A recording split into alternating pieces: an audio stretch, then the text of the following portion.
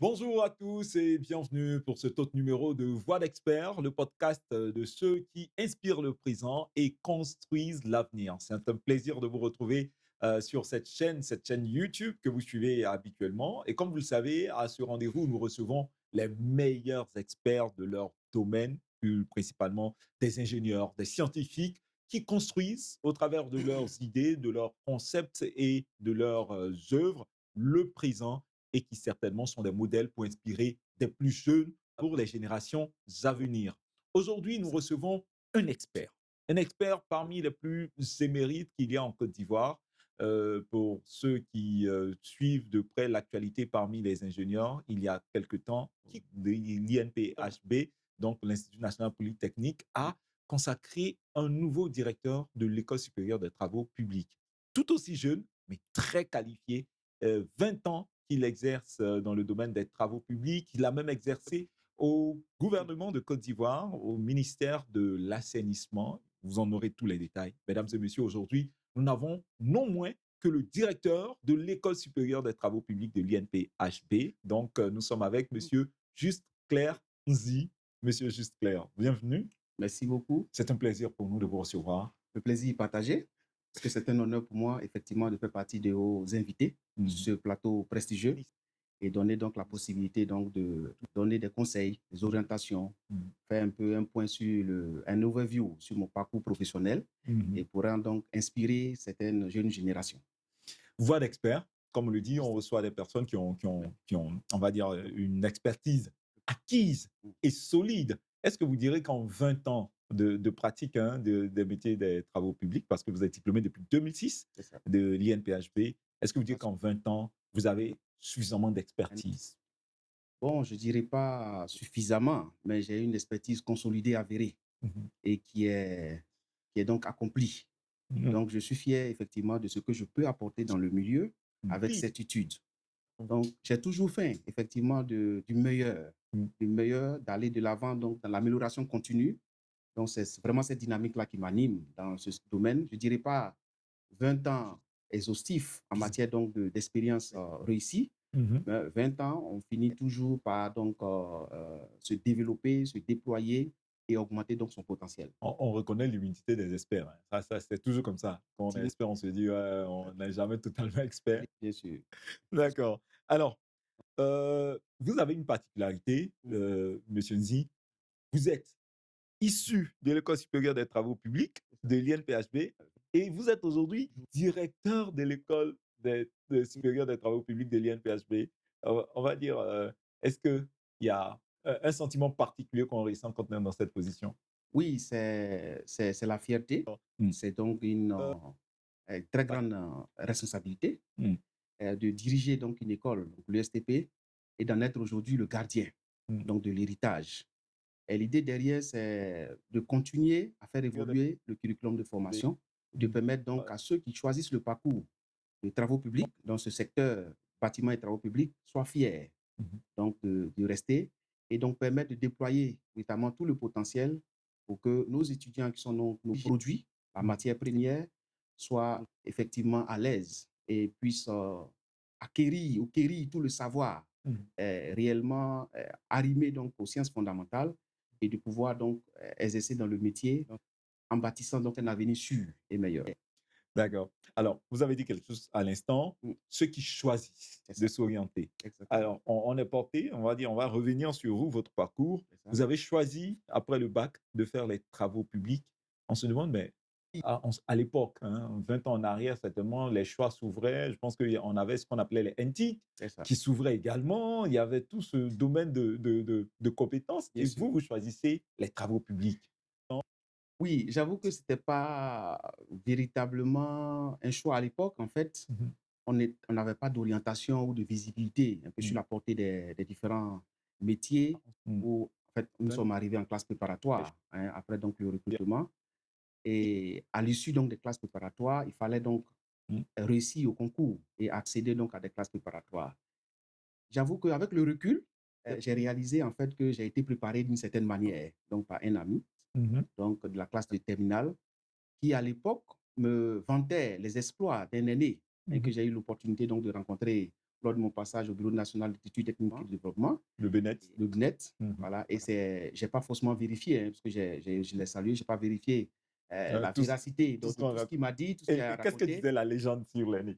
Donc, il avait une facilité donc, à donner des instructions vraies, Mhm. et il donnait des instructions pour que certains ouvrages soient démolis, par exemple. Ah, d'accord. Donc, il nous donnait indirectement ses orientations. Mhm. C'est un peu comme en griffe. Il ne tentait pas véritablement de me recruter, Mhm. mais de façon inconsciente, Mhm. ses actions ont planté en moi une graine. Et des graines donc, qui ont pu On peut facilement. avoir le nom de l'aîné, là. L'aîné qui donnait des instructions. Bon, si c'est autorisé, il n'y a pas de problème. Oui, il n'y a Il pas de souci, s'appelle, oui, allez-y. l'aîné Abou Robert. Ah bon, Robert. Robert, voilà. D'accord. Donc, il avait la réputation de faire démolir. Il avait la réputation, donc déjà, bon, je ne sais vraiment pas, j'avoue, hein, je ne sais pas si c'est vrai tout ce qu'il Mhm. disait là, Mhm. mais il parlait avec un certain enthousiasme de l'aîné, Mhm. au point où, bon, je disais, en fait, le savoir peut-être était un charisme en Mhm. lui. Donc, il arrivait donc à déployer. À force de regarder simplement un ouvrage, il peut dire ce n'est pas aligné. L'alignement ou la Mhm. verticalité, et il ordonnait automatiquement. C'était un peu comme le tout-puissant, Mhm. hein, des chantiers. Voilà, donc c'était véritablement donc une admiration que j'ai portée sur l'aîné. Mhm. Voilà, et sans forcément être guidé par cela et ses actions, donc planter, comme je disais, donc une graine, et sans percevoir effectivement que cela allait, ce qui se tramait par derrière. Mhm. Voilà, c'est que en fait, en fin de compte, euh, tout ce qu'il a planté m'a conduit, hein, de façon insidieuse, hein, et donc vers le parcours des travaux publics. Et là, je ne regrette pas. Je suis fier donc d'être ingénieur de travaux publics et d'évoluer dans le secteur. Donc, on peut dire, monsieur Abo Robert, votre légende, on va dire, parce que c'est ça, hein, la légende de monsieur Abo Robert a servi à entretenir en vous la volonté de faire les travaux publics. Ouais, allez-y. C'est bien quand même. C'est ça.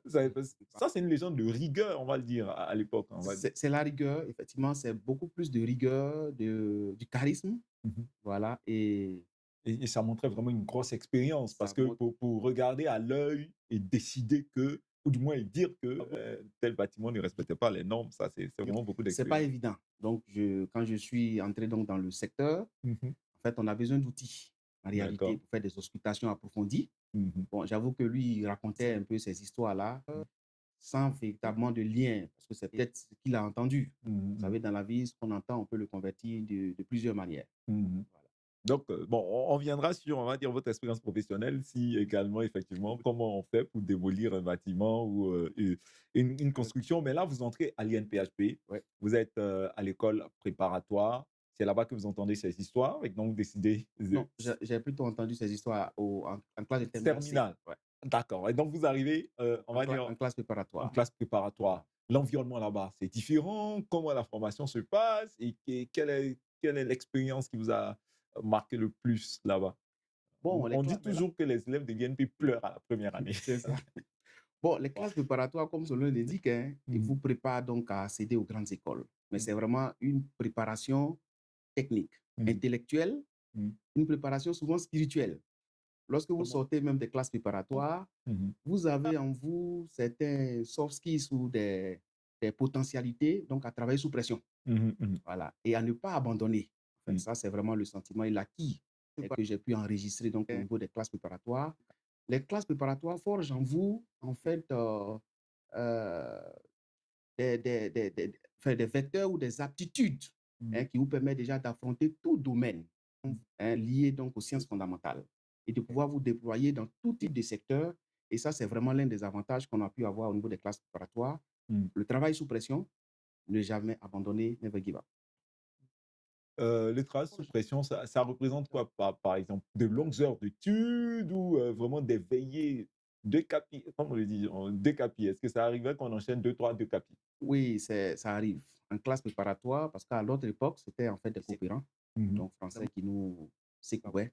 Et Mhm. on nous disait que, en général, c'est des meilleurs qu'on sélectionne en classe préparatoire à Mhm. l'époque. Voilà, donc il faut. Et c'est demanding, hein, demanding, ça dit que c'est exigeant. Mhm. Voilà, c'est vraiment une période Ouais. très exigeante de notre formation. Mhm. Et Oui. en fait, ça ne tient pas forcément qu'à nos connaissances Mhm. théoriques qu'on peut avoir, mais c'est notre résilience. Mhm. Donc, à travers ces classes préparatoires, on construit l'homme, donc le capital humain, à travers donc certaines données et le curriculum qui est soumis, en fait, est Mmh. beaucoup plus théorique. Mmh. Donc, en terminale C, où vous avez la possibilité de parcourir toutes les leçons de mathématiques Mmh. et de chercher à croiser. C'est vrai, en classe préparatoire, l'une des options, c'est de croiser, Mmh. mais également donc de pouvoir développer ou déployer vraiment son énergie, Mmh. hein, ton énergie à pouvoir supporter la pression, parce que vous finissez des cours et après, pendant que certains de vos collègues vont au restaurant, Mmh. vous êtes appelé donc à faire des calls. Voilà, l'école, c'est vraiment des interrogations. Mmh. Voilà, c'est sur papier, vous arrivez, vous avez un professeur, Mmh. voilà, autour de 18h, 19h, qui vous donne une interrogation et un exercice sur l'ensemble des cours que vous avez suivis. Ah! Ouais. Ça arrive à Donc, l'INPHB? ah oui, ça arrive à l'ENPHB et c'est d'ailleurs pour cette raison que nous sommes fiers d'être les meilleurs en Afrique francophone. Je Donc, vois. la deuxième meilleure université francophone, donc d'après donc, le classement TUR, donc de 2025, 2025, 2024. D'accord. Et ça a tout le mérite pour la Côte d'Ivoire. Alors, vous avez entendu des histoires, Mhm. vous êtes entré à l'école Oui. préparatoire de l'INPHB et là, quand vous êtes à l'école préparatoire, il y a certainement beaucoup de branches, il y a, à l'école préparatoire, je pense qu'il y a tout, hein, l'industrie et tout et vous choisissiez les TP, les travaux publics. C'est ça. Donc, Heu, Pourquoi? Vous persistez sur votre choix de départ ou bien il y a un élément particulier qui est venu rentrer, qui est entré en ligne de compte? bon, comme je le disais là, il n'y avait vraiment pas d'horizon fixe. Mmh. Voilà, assez détaillé pour nous donner donc la portée de Ah. certaines grandes écoles. Mmh. Donc, on rentrait dans les écoles et soit on se faisait guider, peut-être on se laissait guider peut-être par l'aspect spirituel ou c'est ce que nous pouvons avoir Mmh. donc dans le domaine et qui nous guide donc vers l'école supérieure des travaux publics. Et quand vous avez dit, peut-être, aux parents: «Je vais aux travaux publics», non, Mm. finalement, je vais aux travaux publics. Est-ce qu'il y a eu, on va dire, entre vous, déjà, entre étudiants, il y a des discussions, vous dites: «Moi, je vais au TP, moi, je fais à moi, je fais à et puis, les parents aussi, ils ont quelque part aussi, on va dire, une influence aussi Non, sur le choix? les parents n'étaient pas suffisamment sensibilisés sur Mmh. la question donc des filières. Mmh. L'essentiel, c'est que mon enfant est à l'INPHB. Il faudrait qu'il puisse tenir Mmh. hein, face à, donc, à l'exigence et puis puisse tirer donc, le meilleur de lui-même et Mmh. obtenir donc son parchemin avant de sortir. C'est ça. Voilà. Nous sommes issus pratiquement des parents à faible revenu, Mmh. donc souvent qui sont dans les villages. Donc, ce n'est pas très évident que le parent soit insensibilisé et même à plus forte raison vous-même. Mmh. Voilà. Vice versa. Mais entre vous, on va dire entre étudiants, on est Mhm. entre étudiants, Ouais. et est-ce qu'il y a une compétition particulière qui dit: «Bon, moi, je vais ici, ici, ici, ici». On se dit, généralement à l'INPHB, on se dit, il y a ce sentiment-là d'appartenance à une, on va dire une fraternité Mhm. et selon on vient d'une école ou d'une autre. Oui, ça peut exister de plus en plus, mais à notre époque, il n'y avait vraiment pas, comme je dis là, Mmh. des journées carrière pour Mmh. donner ces indications, mais on faisait des choix. Mmh. Et je pense que ces choix étaient guidés ou orientés donc par certaines choses qu'on a pu voir par l'arrière ou certains aînés, donc inspirants, qui ont pu nous guider. Voilà, effectivement, comme vous l'avez mentionné, c'était à l'époque du numérique Mmh. et on était aussi fasciné par le numérique à l'époque. Mmh. Mais avec le recul, comme je disais là, donc évoluer dans un secteur donné, vous pouvez toujours revenir au numérique pour l'adapter. Je vois. Alors, 2006, vous sortez le parchemin, comme vous l'avez dit à l'instant, le diplôme ingénieur. Vous entrez dans la vie professionnelle. Est-ce que les réalités ont changé entre l'étudiant et donc la vie professionnelle? Parce qu'on sort généralement souvent étudiant avec beaucoup d'espoir, beaucoup de confiance en soi. Et puis là, on fait face à la réalité du monde de l'emploi. C'est ça. C'est arrivé Oui, c'est arrivé, c'est le choc. d'accord. C'est vraiment un choc, il faut s'y préparer. Mm, Donc, c'est pour cette raison déjà que permettre à des anciens qui ont mm, suivi le même parcours de pouvoir communiquer avec des jeunes générations, mm, soit en leur délivrant des cours, c'est aussi un avantage. Effectivement, le tout début est difficile. mhm, Donc, au début, c'était vraiment challenging, c'était vraiment éprouvant. éprouvant. Mhm, Et bon, les ressources ne sont assez limitées. Mais en fait, le jeune ingénieur qui sort, en fait, doit faire face, en fait, à un monde de travail déjà structuré. mhm, mhm, Voilà, un monde en place, déjà structuré, tout est déjà en place. Et l'un des défis auxquels il doit faire face, en fait, c'est de gagner en crédibilité. Voilà, la crédibilité, de plus en plus avec notre monde multiculturel et à orientation donc concurrentielle, mhm. la crédibilité n'est pas un luxe. La crédibilité devient donc un prérequis, voilà, Mmh. pour pouvoir trouver son chemin Mmh. et évoluer donc dans ce domaine. Donc en matière de crédibilité, il faut déjà convaincre Mmh. et permettre donc aux aînés, donc en apprenant auprès des aînés, démontrer donc une valeur ajoutée Mmh. en matière donc de valeur ajoutée ou d'expérience, ben, pour un jeune ingénieur qui sort donc de l'école. À partir de là, vous tissez donc des réseaux. Mmh. Voilà, le réseau est un élément très important. Mmh. Vous savez, le témoignage de un ou deux personnes sur la vie de quelqu'un peut lui donner, en fait, d'avoir donc des opportunités Je vois. assez consistantes. Donc, moi, c'est l'invite toujours pour les jeunes générations, c'est l'abnégation au travail. Il faut Donc être discipliné, pas trop fier de lui, de soi et donc être humble de je façon vois. globale Mmh. et développer des soft skills, donc en matière de communication, comprendre l'anglais et être en permanence en amélioration continue, en cherchant donc à acquérir des savoirs, s'améliorer en matière du domaine, comprendre le domaine et bien au-delà. D'accord. Donc construire sa crédibilité, faire son réseau, les soft skills comme vous l'avez dit à l'instant et comme vous le dites, il y a forcément un décalage, une différence. On arrive, on a le choc on a le choc quand on est étudiant, qu'on passe à la vie professionnelle. Votre choc à vous, ça a été quoi? Le choc, c'est, en fait, nous sommes sortis, enfin, je suis sorti de l'école, en fait, Mmh mh. à l'époque, assez jeune, D'accord. voilà, jeune Vous l'êtes devait, encore, hein? oui, bon, enfin, ça dépend. Vous êtes encore très jeune. Ouais, effectivement, ça dépend du contexte. Mmh mh. Effectivement, bon, et voilà, relativement jeune, faut frayer son chemin. Mmh. Voilà, donc les contraintes auxquelles j'ai pu faire face, c'est déjà l'insertion professionnelle. Quand Mmh. vous sortez, vous êtes issu d'une famille, il y a déjà la responsabilité, donc Mmh. des engagements Mmh. implicites il faut assumer donc une responsabilité de devenir déjà le, le cadre de la famille. Ouais. Voilà, donc les attentes sont énormes. Ça, c'est presque pour tous les Ouais, étudiants pour de tout le monde l'INPHP. en Afrique, malheureusement. Voilà, il faut être donc le cadre de la famille qui arrive donc à faire face à des difficultés lorsque vous êtes sollicité. C'est ça. Donc, ce que j'ai eu déjà, enfin, des contraintes à pouvoir m'insérer au niveau d'Abidjan. Mmh. Voilà, parce qu'il faut avoir de la famille à Abidjan et même pas plus tard que hier, j'ai été avec donc un étudiant dans mon bureau Mmh. qui s'apprêtait pour les fêtes de Pâques. Voilà, qui me disait, bon, monsieur, si vous rentrez à Abidjan aujourd'hui, s'il vous plaît, est-ce que je peux avoir la place? Il dit, bon, il y a toujours la place avec moi. Enfin, pour le moment, la voiture n'est pas encore pleine. Mmh. Euh, et donc, pour avoir la place. Et je lui ai demandé, enfin, je lui ai posé simplement la question de savoir, mais où est-ce qu'il habite au niveau d'Abidjan? Il m'a dit systématiquement il est à Bobo. J'ai dit, bon, à Bobo a connu quand même un certain développement en C'est matière ça. donc d'infrastructure et il va vivre donc avec sa grande sœur. Mmh. Voyez-vous, c'est-à-dire que l'aîné, par exemple, est allé à Abidjan, Mmh. donc comme éclaireur, et Et le les jeune qui autres, arrive, voilà, arrivent. il va suivre, donc il va devoir composer avec les moyens de bord, C'est ça. en restant chez lui, en restant plutôt chez elle, pour Mmh. pouvoir évoluer et développer sa carrière. Je lui ai carrément dit que nous tous, on a commencé par là. Ça a été comme Voilà, ça. en cherchant des tuteurs même déjà au niveau euh, enfin, la terminale ou enfin, les autres classes antérieures, donc Mmh. au Au niveau lycée et au lycée collège. et collège.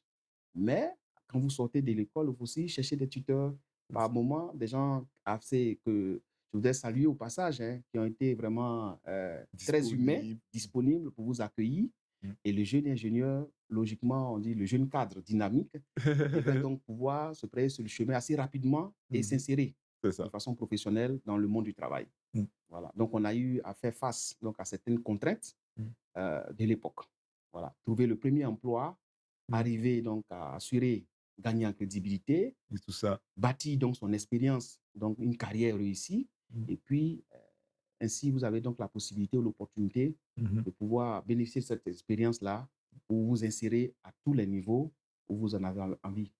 Mais là, ça, on va dire, c'est socialement. Mhm, Là, vous arrivez sur le terrain du travail, mhm, les premiers chantiers, les premières activités mhm. et puis on arrive parfois à un moment, on se dit: «Mais ça, on l'a pas appris à l'école. Ouais. Ça, l'école ne nous a pas appris ça». Vous vous êtes retrouvé dans cette situation-là? Oui, bien entendu. Et laquelle? On va dire à quelle occasion? Oh, même jusqu'à présent, pas forcément jusqu'à présent. On n'apprend pas tout forcément à l'école. Je vois. Et à l'école, en fait, il faut apprendre à apprendre. Il faut apprendre À apprendre. à apprendre. Voilà. Et il faut permettre à l'étudiant ou l'élève qui suit donc la formation ou qui a choisi donc la filière à développer sa capacité à réfléchir. Mmh. Voilà, réfléchir est véritablement très important pour tout ingénieur ou tout élève donc, qui veut, à l'issue donc, de son diplôme, affronter la vie active. Donc, apprendre, c'est avoir déjà tous les outils qui vont certainement vous permettre de pouvoir vous insérer assez facilement dans Mhm. la vie active. Donc, l'ingénieur doit être capable de s'adapter assez rapidement dans un monde assez concurrentiel, C'est ça. de pouvoir vous adapter parce que, par exemple, en matière donc des sciences, des statistiques, Mhm. on vous apprend clairement, enfin, avec la loi de la probabilité, on vous dit que c'est donc en fonction d'un événement, il y a des événements, donc des aspects qui sont favorables Mhm. versus des actions possibles. Donc, quand vous divisez l'ensemble, ça vous donne déjà une probabilité ou une chance de réussir. Mhm. Et ça peut se calculer. Et si on le calcule, on calcule ces facteurs-là, on peut aussi développer des soft skills pour améliorer. Mhm. Voilà, c'est par exemple le cas peut-être des jeux de la fléchette. Mhm. Vous avez en face donc un jeu avec un centre au centre, donc un cercle concentrique qui a une valeur plus élevée hein, par rapport donc aux autres centres qui Le- arrivent, donc Par 50, rapport, par 40 rapport aux et autres autres, crayons et aux tout autres ça. rayons, aux centres concentriques qui arrivent. C'est Mais ça. à force de travailler, voilà, vous développez donc cette C'est performance-là ça. et vous arrivez donc à atteindre le but. Et en général, ce que je recommande aux jeunes générations, c'est Mhm. d'apprendre à réfléchir.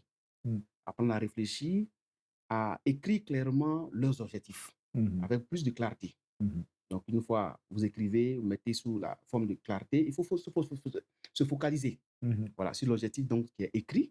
C'est vraiment pas l'envie, Mhm. c'est plus un objectif. Donc, c'est qu'un résultat à atteindre, vous Mhm. focalisez. Et après, ce qui vous reste, en fait, c'est d'avoir donc de la concentration pour atteindre votre but. Voilà. Et tout est possible, même dans la Bible, tout est possible à Tout est celui qui possible croit. à celui qui croit. Voilà. D'accord. Alors, Monsieur Nzi, Mhm. vous avez, comme vous l'avez dit, on commence la carrière professionnelle. Effectivement, on a des événements qui viennent et pour lesquels il faut donc se préparer et donc apprendre à apprendre. Mhm. Est-ce qu'il y a un événement particulier qui vous est arrivé et que pendant votre carrière professionnelle, on va dire, dans votre entrée dans le monde professionnel, qui vous a fait apprendre à apprendre à nouveau? Oui, c'est au quotidien. Par exemple, en tant qu'enseignant, Mhm. vous rencontrez des jeunes qui sont très intelligents à Mhm. l'INPHP et c'est tout ça, en fait, à l'honneur de l'INPHP parce que le recrutement, quand il est fait donc, en qualité, Mhm. ça vous permet d'avoir en face des jeunes ingénieurs Mhm. qui sont très intelligents et donc l'interaction vous permet donc de goûter à leur intelligence. Mhm. Voilà, de comprendre qu'il y a une possibilité de voir ailleurs, enfin et Tu ça, vois autrement. autrement, Mhm. voilà, et donc ça vous ouvre en tant que professionnel ou enseignant-chercheur à ce niveau-là et ça vous permet de rester toujours vivant. Mhm. Voilà, c'est assez particulier de rester toujours vivant, de pouvoir réfléchir et de pouvoir développer d'autres compétences au niveau donc de l'enseignement. D'accord. Alors, monsieur le directeur, vous finissez l'INPHP. Oui, Moi, j'ai regardé le CV, j'ai vu ministère de l'Enseignement, j'ai vu MCA, j'ai vu plusieurs autres entreprises. Bon, il y a forcément certaines choses qui ne ressortent pas sur les CV. c'est ça. Alors, le parcours, on part de, après l'INPHP. Après l'INPHB, je commence donc dans une entreprise, un bureau d'études. C'est ce Mhm. que je recommande en fait aux jeunes ingénieurs qui sortent. Mhm. Bureau d'études ou laboratoire. Vous arrivez donc à consolider vos acquis, les compétences donc acquises donc, au niveau du banc, enfin, Mhm. et l'aspect théorique qui est consolidé. Mhm. Et donc, j'ai commencé donc à une entreprise d'études en voirie et réseaux divers. Mhm. Après quoi, donc, j'ai été recruté, donc retenu au sein d'une entreprise de travaux, Mhm. voilà, pour des réhabilitations donc, d'ouvrages. Et ensuite, j'ai eu l'opportunité d'être recruté à l'INP, plutôt au BNET, Mhm. voilà, au Bureau national d'études techniques et de développement, où j'ai pu, c'est une expérience vraiment très spéciale, excitante, parce que j'ai contribué également à un moment donné à la construction du futur palais présidentiel. C'est vrai qu'il n'est pas encore achevé, Mhm. qui est parti donc d'un terrassement, Mhm. terrassement généraux. Et ensuite, il y avait un symbole, hein, de façon particulière, au niveau du palais présidentiel. C'est un palais présidentiel futur, il n'est pas encore achevé, Mhm. qui s'assoit donc sur un pont. Mhm. Voilà. Et le symbole du pont, c'est un ouvrage donc de franchissement. Mhm. C'est lié en fait le nord et le sud, Mhm. donc il est lié donc avec à travers l'ouvrage de franchissement. Et Mmh. au-dessus de cet ouvrage-là venait donc Mmh. un bâtiment à 6 ou 7 niveaux, Mmh. donc qui constituait donc une cour africaine. Je vois. Et à l'intérieur, enfin, ce qu'on a pu réaliser en son temps après donc les terrassements, c'est déjà d'exécuter des fondations profondes. Mmh. Parce que à l'époque, après, à l'issue donc de l'exécution des terrassements, après des sondages Mmh. géotechniques, c'est de l'argile friable on a pu découvrir. Et donc, c'est des micropieux qui ont été réalisés. Mmh. Donc, après la réalisation des micropieux, en fait, c'est des familles, c'est des familles, donc c'est des ouvrages qui permettent déjà de reprendre des charges en groupe. Mmh. Voilà, donc on a réalisé des massifs, des massifs donc de pont. Et puis sur ces massifs-là, on a réalisé des piles de pont. Mmh. Donc il fallait, par la suite, donc, les piliers étaient déjà réalisés, euh, construire donc le tablier Mmh. et puis le palais présidentiel. Mais pour le moment, je pense qu'il y a d'autres priorités Je vois. du gouvernement. D'accord. Donc ça a été vraiment une expérience qui vous a marqué parce que Exactement, on s'est limité au Bénin. c'est Heu, ça. C'était déjà quoi? La fierté de participer à ce projet ou, toutes les contraintes techniques, qu'il a fallu relever et toutes les difficultés que cela a posées? On va dire, c'était quoi le point essentiel? Bon, le point essentiel, c'est de contribuer déjà, une Mmh. fierté de contribuer déjà à bâtir un ouvrage Mmh. qui sera donc certainement un symbole Mmh. fort de l'État. Mmh. Donc, dire par exemple que j'ai participé et lorsque le projet en fait atteint son achèvement ou Mmh. sa complétude, vous serez fier déjà de savoir que ça pourra servir à des populations ou à des Mmh. personnes C'est ou ça. ceux qui vont y habiter ou qui vont développer ou exploiter. Mmh. C'est vraiment c'est une fierté pour un ingénieur. Je vois. Voilà. D'accord. Et donc, ce projet certainement qui va s'achever, tôt ou tard, nous en sommes convaincus donc, a vu votre main. Alors dans ce parcours professionnel, là, je crois qu'on s'est limité au Bénet, hein, C'est on ça. on a Oui, on n'a pas après le BNET, voilà, après le BNET, c'est l'enseignement. Donc, d'accord. j'ai été recruté en tant qu'enseignant-chercheur, voilà, en 2012. Voilà, donc à délivrer certains cours, tels que les pathologies des ouvrages, Mmh. des cours de voirie et réseaux divers, des cours de marché, Mmh hein, mh. et dossiers d'appel d'offres, et des cours de dessin d'ailleurs, bon, plusieurs cours de géométrie, voirie, géométrie euh, routière. Mmh. Et après le passage, enfin, à l'intérieur de ce passage-là, donc j'ai eu l'opportunité Mmh. donc, de pouvoir participer au programme Compact. Mmh. Voilà, donc qui est un accord de don entre deux gouvernements, donc Mmh. coopération bilatérale. Mmh. Et j'ai participé donc à ce programme Compact. Et c'est un programme MCC, Mmh. financé par MCC, qui a une durée de fin. Enfin, il y a une durée qui est vraiment limitée dans le temps. Mmh. Donc, il y a une date de fin, une échéance. Donc, quand le projet est fini, donc, j'ai regagné donc ma maison bien PHP. Je vois. Mais est-ce que l'enseignement, c'est une vocation que vous aviez en vous Non, c'est une passion. ou une C'est passion? une passion. Partager l'enseignement, en fait, on dit c'est le rendez-vous du donner et du recevoir. Mmh. Donc, c'est une passion de savoir que vous avez la possibilité de pouvoir, euh, sur la base donc, des connaissances acquises, Mmh. permettre à celui donc, à l'élève de Mmh. pouvoir se tracer un chemin. Mmh. Voilà, de lui donner toujours donc, ce savoir pour ne pas qu'il soit ridicule dans le milieu. Mmh. Et l'enseignant, en général, euh, donne, enfin, comme on le dit, hein, la plus belle femme donne Ce qu'elle ce a. qu'elle a. Voilà, donc l'enseignant donne cela. Mmh. Et l'idée pour moi, c'est de permettre à l'enseignant de donner plus, toujours plus. Et ça permet donc à l'étudiant d'aller donc à goûter à l'expérience de l'enseignant dans le Mmh. domaine. Parce que plus l'enseignant connaît Mmh. bien son domaine, mieux Mieux c'est, en mieux il fait, transmet mieux il également. transmet et mieux c'est pour donc la carrière de l'étudiant. Donc, vous direz que, l'appel en 2012 répondait à votre passion. Est-ce que cette passion, vous la nourrissiez déjà en sortant de l'INPHP, de se dire: «J'ai appris, je veux pouvoir transmettre, je veux pouvoir arriver à un niveau de Non, ma non, vie où je vais transmettre». ouais, c'est pas forcément systématique. Mmh. Voilà, c'est pas forcément systématique À parce mesure que qu'on apprend. à mesure qu'on apprend et en fait, en nous, souvent, vous avez certaines valeurs Mmh mh. de partage. Mmh. Voilà. Parce que partager pour moi ou enseigner pour moi, c'est s'enrichir soi-même. C'est ça. Plus vous enseignez, vous délivrez, Mmh. en retour, vous vous embellissez. Mmh mh. Voilà. Vous avez donc, vous gagnez en expérience, vous gagnez en savoir vous-même. Mmh. Donc, c'est une richesse. C'est vrai qu'il n'est pas forcément monétisable, hein, de façon Mmh. systématique. D'accord. Donc, parcours professionnel, on finit, on va dire les bureaux d'études, les entreprises. On est au Bénet. Bénet, après on est rappelé à l'enseignement. À quel moment on va au ministère de l'Assainissement? Bon. au ministère de l'enseignement, enfin, assainissement, c'était pas vraiment un détachement. C'est-à-dire qu'en fait, pour tout enseignant, Mmh. enseignant-chercheur, vous avez donc la possibilité ou l'opportunité d'intervenir dans les ministères. Ah d'accord. Voilà, en tant que vous êtes fonctionnaire, vous avez l'opportunité d'intervenir donc, dans les ministères. Donc, j'ai eu l'opportunité ou la chance Mmh. d'être appelé par une grande dame, une ministre, actuellement ministre d'État, Mmh. donc pour l'accompagner dans un secteur donc, qui est le secteur de l'assainissement et de la salubrité. Mmh mh. Donc, c'est avec joie que j'ai pu rejoindre son équipe, mais Mmh. je continuais toujours à délivrer mes cours au niveau de l'INPHP. Je vois. Alors, vous l'avez dit, le projet, de la construction, du palais présidentiel, je pense que celui de Yamoussoukro, Mhm. vous en êtes particulièrement fier. Il y a encore d'autres projets certainement auxquels vous avez participé qui vous rendent fier aujourd'hui? Oui, je ne dirais pas forcément le nom du projet, parce que Mmh. le palais présidentiel, le futur, il n'est pas encore achevé. D'accord. Donc, on ne peut pas dire pleinement ça, Mais il y en ça. a d'autres, non? Au ministère de l'assainissement surtout? Oui, au ministère de l'Assainissement, c'était des questions donc, de valorisation des déchets. Mmh. Donc, à un moment donné, nous avons pu développer, connaître déjà l'administration, comment ça fonctionne. Mmh. Mais bien au-delà, au niveau donc du Millennium Challenge Mmh. Corporation, Mmh. et Millennium Challenge et compte, Mmh. nous avons eu l'opportunité donc avec la stratégie, avec notre abnégation au travail, de Mmh. permettre à certaines personnes de pouvoir euh, bénéficier d'un impact Mmh.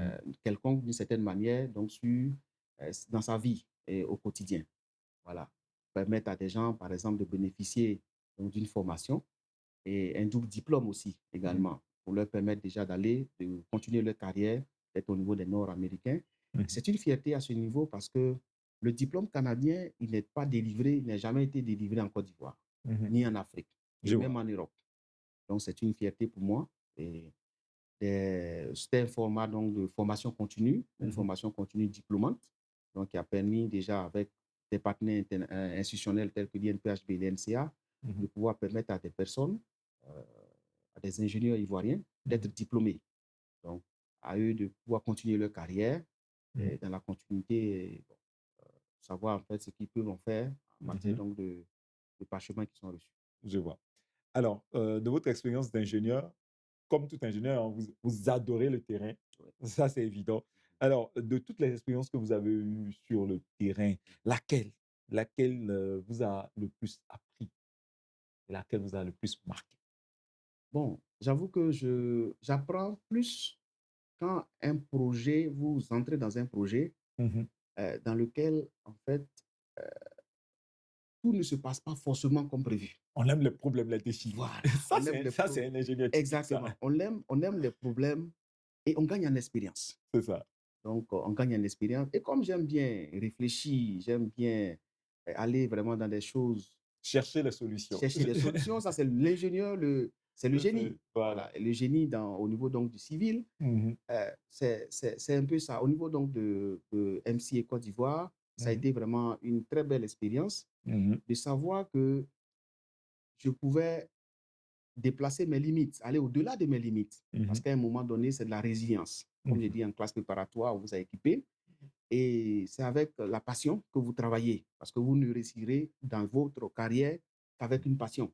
Mmh. Voilà. Il faut être passionné. Donc, travailler dans un monde sous pression, ce n'est pas évident pour tout le monde. C'est vrai, je ne dirais pas que la pression est bonne pour la santé Mmh. de tous ceux qui travaillent donc, dans des environnements très demanding, Mmh. mais c'est véritablement important. Et c'est une expérience qui m'a apporté beaucoup, comme elle est récente. Mmh. Voilà, et donc, j'en suis fier.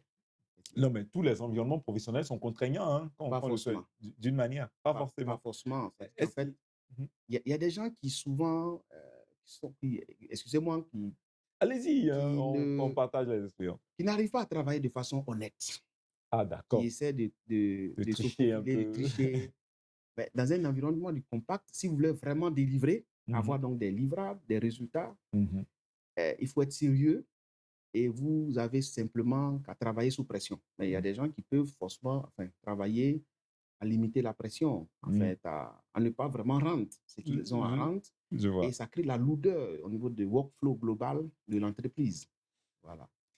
Alors, monsieur le directeur, ça c'était vraiment votre expérience professionnelle qui vous a porté également à des postes de responsabilité. Aujourd'hui, directeur de l'École supérieure des travaux publics.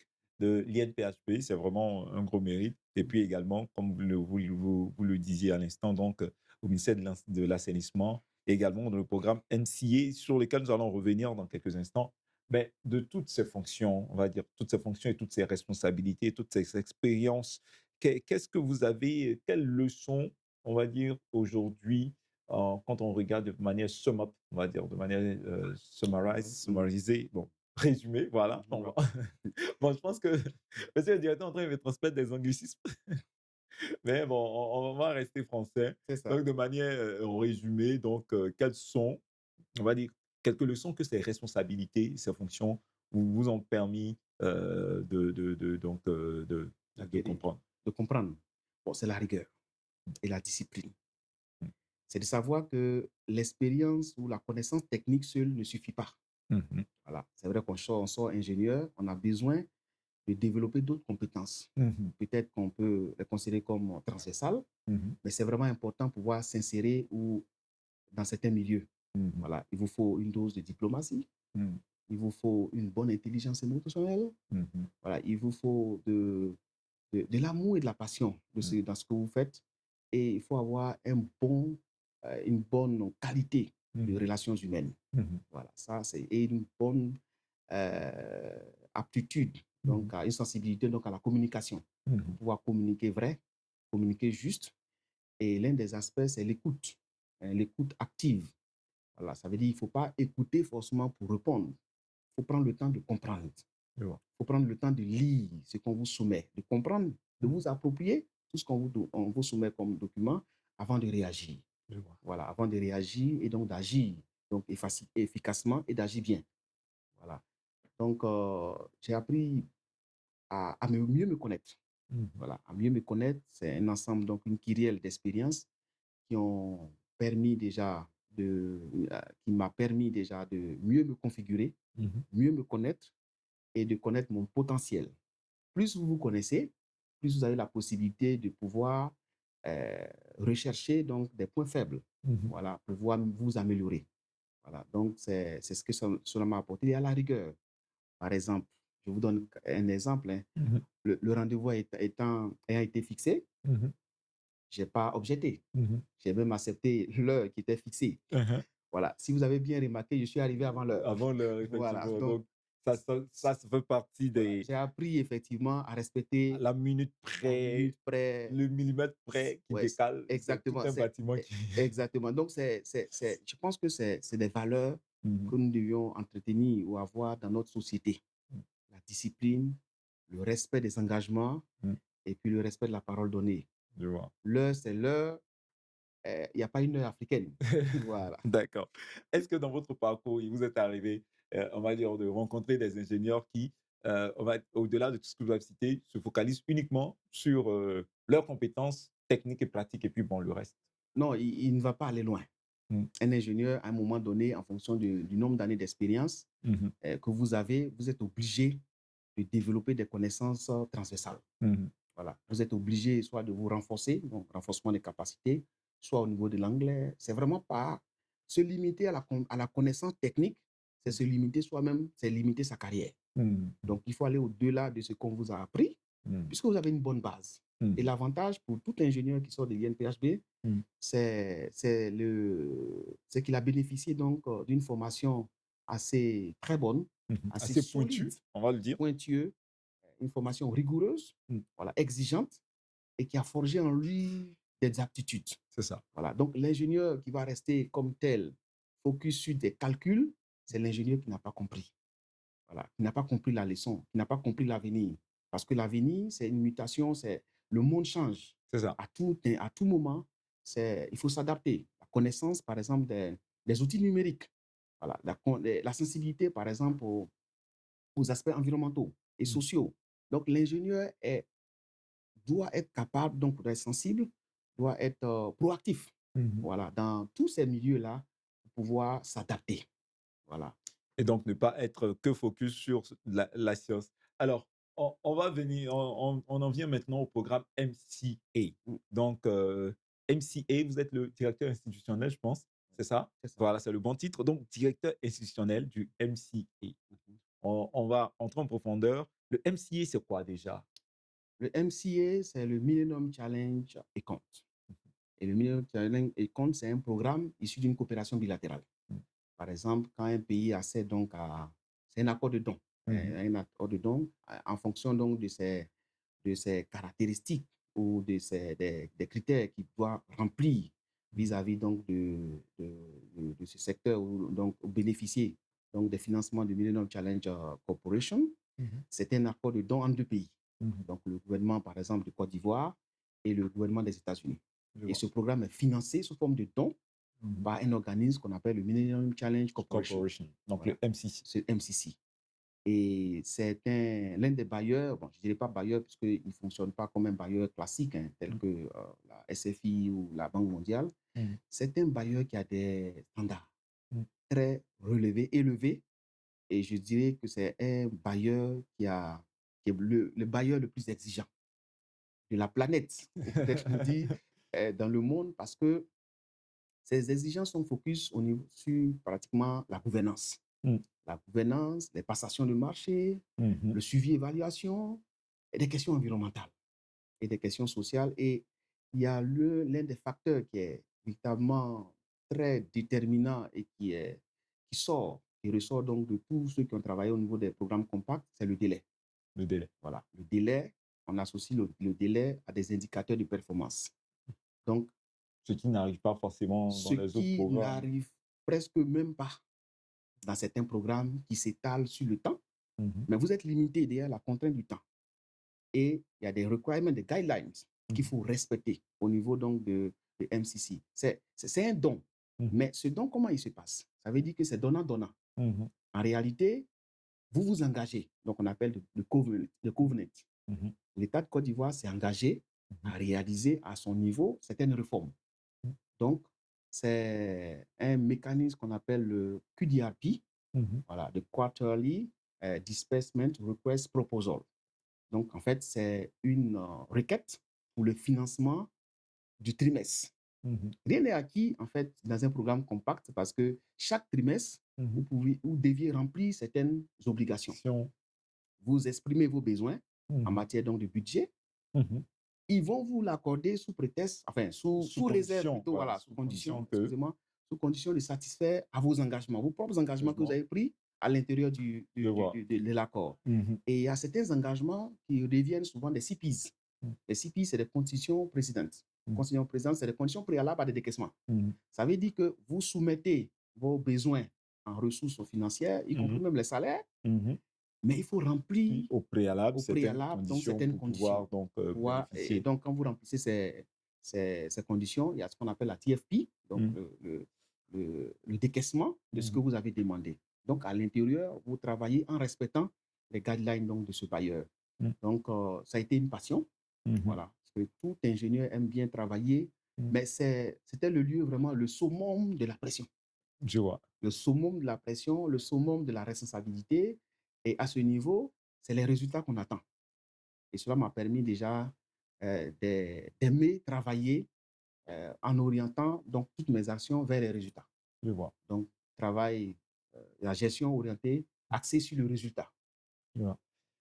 Alors, le MCA, donc, comme vous venez de l'expliquer, donc un programme très exigeant. Exactement. En termes de compétences, en termes de délai, en termes de conditions d'acquisition et de participation.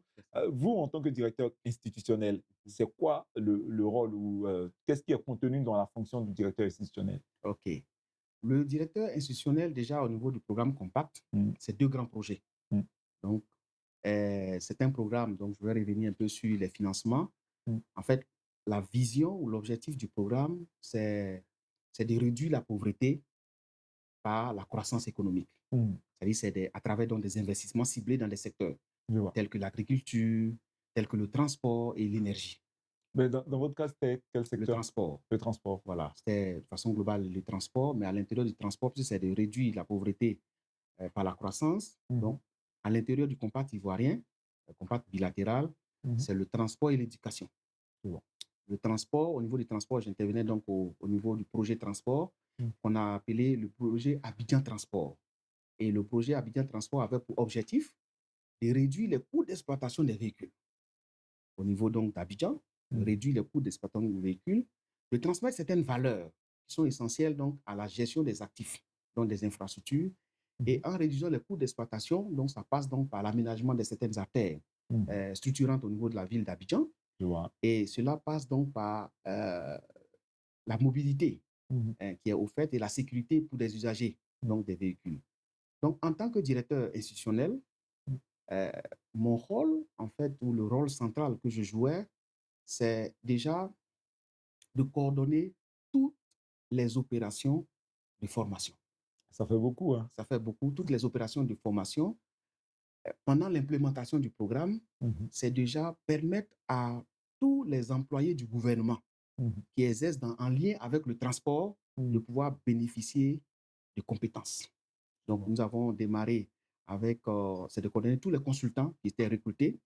Et la particularité avec ce programme Compact, c'est que les consultants jouaient le rôle, à des rôles spécifiques. Par exemple, le consultant qui faisait le design architectural, en dessous, c'est Aegis. Aegis, donc en France. Il jouait le rôle donc d'architecte-ingénieur. Je vous parlais tantôt donc des aspects environnementaux et sociaux. Pour tout programme Compact ou financé par MCC, l'aspect environnemental et social est très important. Voilà. Et donc, ce qu'on appelle généralement les RSE, c'est ça? Responsabilité civile et sociétale et environnementale? Bon, ça va au-delà. Ça va beaucoup plus au-delà que ça. Ça va au-delà. L'aspect environnemental, il y a d'abord des normes de performance de la Société financière internationale. D'accord. Des questions du genre. Voilà. Des questions donc du respect de celui qui est installé, ne pas vraiment le déguerpir. Je vois. Je ne veux pas trop développer dans ce sens-là. Je comprends. Voilà. C'est le respect de l'individu. Wow. Parce qu'on construit un ouvrage ou une infrastructure au profit de celui qui l'utilise. Donc, l'infrastructure doit offrir donc la sécurité. Donc, il ne doit pas avoir de préjudice. Il ne doit pas avoir de préjudice et tous ces corollaires-là qui sont. C'est une manière de faire des omelettes sans casser des œufs. Non, pas vraiment. Ça veut dire qu'en faisant ces omelettes-là, en cassant les œufs, il faut les casser donc dans une dynamique. Bon, pas forcément. Bon, peut-être, je ne sais pas. Dans une dynamique de ne pas salir. De ne pas salir, par exemple. On va dire. Et de casser ces œufs-là avec peut-être, bon, c'est pas peut-être l'exemple, je ne veux pas trop développer, mais peut-être avec la contribution de la poule. Voilà, avec la contribution de la poule. Donc, je vois. sait clairement à quoi s'attendre quand, en fait, à partir de ces œufs qui disparaissent. Voilà. Donc, au sein de MCA Côte d'Ivoire, donc, c'est des modules, donc un curriculum de formation qui est bâti pour pouvoir préparer les agents donc, qui travaillent au sein des agences liées donc, au transport à pouvoir examiner les livrables qui sont soumis dans la dynamique de la conception du projet. Je vois. Donc, c'est des curriculums autour de 10 cours sur la gestion des infrastructures. Donc, c'est une gestion intégrée. Donc, la gestion s'articulait donc autour des aspects d'ingénierie. Voilà, ça, tout ingénieur des travaux publics, l'ingénierie, ça passe. Ça, c'est... L'aspect donc économique, parce qu'un projet, quand vous l'élaborez, il y a l'analyse économique, la rentabilité du projet, et l'aspect environnemental et l'aspect social. Je vois. Voilà. Donc, on a appelé donc ailleurs, enfin, après donc un programme diplômant, 3 ES. Voilà. Le premier E, l'engineering. Le deuxième E, l'environnement, environmental. Le troisième E, c'était l'économie, économique, environnemental et social. Voilà. Donc, tous ces aspects-là sont très importants. Par exemple, il y a ce qu'on appelle le plan d'action et de réinstallation, le PAR, qui est très important pour tout projet d'infrastructure. Il faut tenir compte de ceux qui squattent à un moment donné des espaces ou des emprises, donc au niveau des emprises des ouvrages à construire. Donc, c'est une coordination globale de tous ces intervenants-là, en plus de ESOC. ESOC, c'est donc l'ICOM en tant que structure qui travaille. Et il y a une technical assistance, donc l'assistant technique. Et le projet Compact, en réalité, obéit à une certaine logique, logique vraiment exceptionnelle. Parce que tous les projets ou des sous-activités qui sont élaborées ont donc un cadre logique, donc qui s'interconnectent pour atteindre donc vraiment des résultats. Un peu comme si c'était des organismes à la fois indépendants, mais dépendants, comme vous le dites, des sous-projets. Oui, des sous-projets à l'intérieur du MCA. MCA, il est mis en place donc par le gouvernement, donc c'est une entité de mise en œuvre. Donc, à l'intérieur, il faut travailler sur ces projets-là Mmh. en engageant des parties prenantes. Ah d'accord. Puisqu'il ne suffit pas de venir construire une infrastructure et l'abandonner après Mmh. sans un mécanisme de suivi. Je vois. Donc, pendant la construction, c'est déjà donner tout ce qu'il y a comme les compétences Mmh. pour la préservation de l'ouvrage. Voilà. Construire, c'est vrai, mais l'entretenir et préserver l'acquis, c'est notre défi. Donc, à ce niveau, ce qui est donc visé donc, à travers le programme Compact, Mmh. c'est de pouvoir amener des entités, on les appelle des entités de mise en œuvre, donc qui contribuent à la mise en œuvre du programme. Et ça, c'est vraiment original, exceptionnel et qui n'existe pas pratiquement au niveau des autres bailleurs. Je Et vois. c'est en fait une gestion participative. Il ne suffit pas de venir faire le don Mmh. et puis Et puis de se se retirer, retirer, ne pas mais tenir compte d'être du avec. délai, ne Mmh. pas tenir compte. Et là, en fait, au niveau du MC, c'est un don. Je vois, Voilà, un don, vous respectez vos engagements, vous avez de l'argent. je vois. Et au niveau des entités de mise en œuvre, nous développons ce qu'on appelle le country ownership, Mmh. l'appropriation pays. Mmh. On construit pour l'ouvrage pour nous et l'ouvrage doit nous servir déjà, parce que c'est un don. Mmh. Nous devions mettre en place des outils, des mécanismes d'entretien et de préservation. Donc, un des consultants, qui est l'assistant technique, Technical Assistance, qui est donc un organisme français, Mmh. qui jouait le rôle de pouvoir conseiller, assister les agences donc, du public à pouvoir définir leurs besoins en matière de préservation et de maintien de ces ouvrages qui sont construits. Je C'est vois. qu'on finit de construire, par exemple, le flyover de Koumassi, Mmh. euh, la Heu, réhabilitation. le flyover, c'est le pont, on va dire le viaduc, bon, je ne sais pas si on va dire viaduc, mais bon, quelque chose qui passe sur un carrefour. C'est ça? Oui, C'est oui, un flyover, bon, ça veut dire qu'on vole au-dessus. on voit Voilà, le dessus, flyover quoi. au-dessus, et qui est un peu différent donc d'un échangeur. Ah Et voilà, un échangeur, ça permet vraiment de pouvoir échanger, c'est voilà, de changer de voie des et tout voies ça. passées, voilà. Donc un flyover, c'est vraiment direct, Mmh. donc un ouvrage qui permet déjà de décongestionner Mmh. facilement le grand carrefour de Koumassi. Mmh. Et il y a la réhabilitation donc, du boulevard du port, Mmh. parce que c'est un enjeu majeur, Vidi, effectivement. dit effectivement, donc qui est aussi une réussite donc, de ce programme Compact. Donc à l'intérieur, c'est le Technical Assistance jouait donc le rôle de conseil. Mmh. On dit, bon, l'OSER, quels sont tes besoins? Donc il aide à définir ses besoins en lien avec la logique du projet, Mmh. des questions d'incidentologie, c'est un enjeu majeur de l'heure à tout moment. C'est-à-dire que les automobilistes ne prêtent pas forcément attention, parce qu'il Mmh. y a la sécurité de l'automobiliste et il y a la Eux, sécurité pour eux, tant qu'il y des a la voie, publics. on roule, Voilà, hein. en roule. Donc, il y a véritablement Je vois. une véritable étude sectorielle dans ce domaine Mmh. pour permettre déjà aux usagers d'être sensibilisés, mais pour permettre aussi à l'Office de la sécurité routière d'être équipé. Mmh. Par exemple, pour la collecte des données justes en matière d'accidentologie, Mmh. à l'AGEROUTE, par exemple, de pouvoir gérer la route avec des outils modernes. Je vois. Une gestion donc, des infrastructures urbaines avec des outils développés en faveur donc, de ces agences publiques. Mmh. Il y a également le LBTP, donc le Laboratoire Code national des voilà, de bâtiments et bâtiments et travaux. de travaux publics d'être équipé Mmh. à la connaissance d'autres normes. Voilà, des normes nord-américaines, telles que les normes ASTM, Mmh. voilà, pour pouvoir faire le mieux de l'auscultation, de ne pas attendre à un moment donné qu'on ait des dégradations, Mmh. parce que c'est en fait gérer une infrastructure, c'est gérer le cycle de vie de l'infrastructure. Je vois. Parce que c'est dans ce domaine-là, il y a ce qu'on appelle l'asset management, c'est-à-dire que gérer un actif. Donc l'infrastructure, donc, qui est donc un patrimoine, est un actif. Donc ça veut dire que avec l'infrastructure que vous avez, ça vous donne quand même une crédibilité. Pour C'est ça. revenir encore au thème de crédibilité vis-à-vis des autres pays Mmh. et pour des activités donc Il faut économiques. savoir le gérer, gérer Voilà, l'impact et toutes les c'est ça. personnes qui sont autour. Et le rôle du directeur institutionnel de transport, il y a l'aspect opérationnel. Mmh. Donc, l'outil qui est développé, qui est donc l'outil de gestion et de la priorisation de l'entretien, Mmh. elle devait permettre donc à tous ces acteurs-là de pouvoir converger en exprimant leurs besoins, de collecter des données Mmh. voilà, sur le réseau routier urbain. Par exemple, au niveau d'Abidjan, donc on a fait un référentiel de 1000 kilomètres Mmh. pour pouvoir permettre à la collecte des données, simuler, faire des essais, Mmh. ausculter, voir un peu la durée de vie et de mettre en place en fait des stratégies d'entretien. Et ça, c'est vraiment très important. Il faut pas aller entretenir en fait avec une politique routière qui est le pire en premier. Je On attend que ce soit dégradé Avant, bien sûr, voilà, d'arriver. exactement. Alors que si on a une bonne politique routière, Et ça d'infrastructure aussi, ça routière, fait des économies d'argent, je pense. exactement, parce que vous attendez que ça se dégrade, Et à fin de durée de vie, l'infrastructure va coûter cher à tous ceux qui empruntent le segment, les Mmh. usagers motorisés. Mmh. Donc, il y a un impact. Je Donc, vois, les coûts d'exploitation des véhicules, ils dépensent beaucoup à entretenir les véhicules. je Il y a vois. les pièces, tout ça. Et donc, c'est aussi un frein donc à l'économie.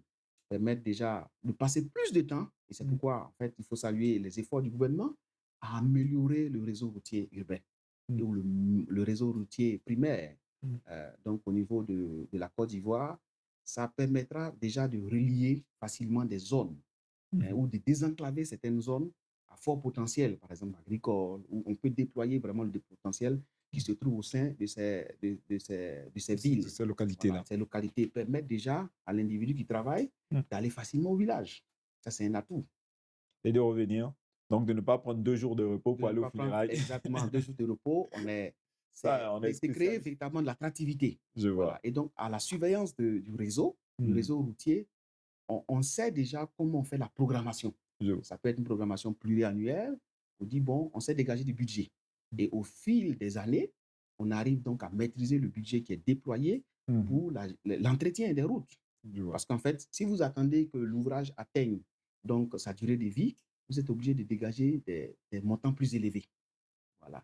Donc, l'idée, donc, le rôle du directeur institutionnel de transport, c'était effectivement de travailler dans ce sens-là, permettre à l'État de développer, de disposer d'un outil pour Mmh. pouvoir assurer la surveillance, faire l'auscultation, de connaître mieux son réseau.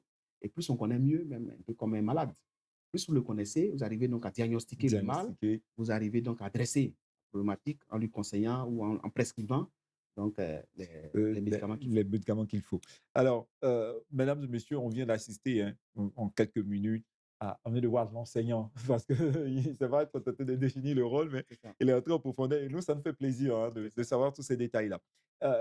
Monsieur Nzi, Mhm. alors, quand on occupe cette fonction, forcément, on a une vue panoramique, on a une compréhension beaucoup plus, poussée de ce que représente donc ce secteur. Donc, cette expérience-là, est-ce que, la vision, ça a redéfini votre vision du secteur?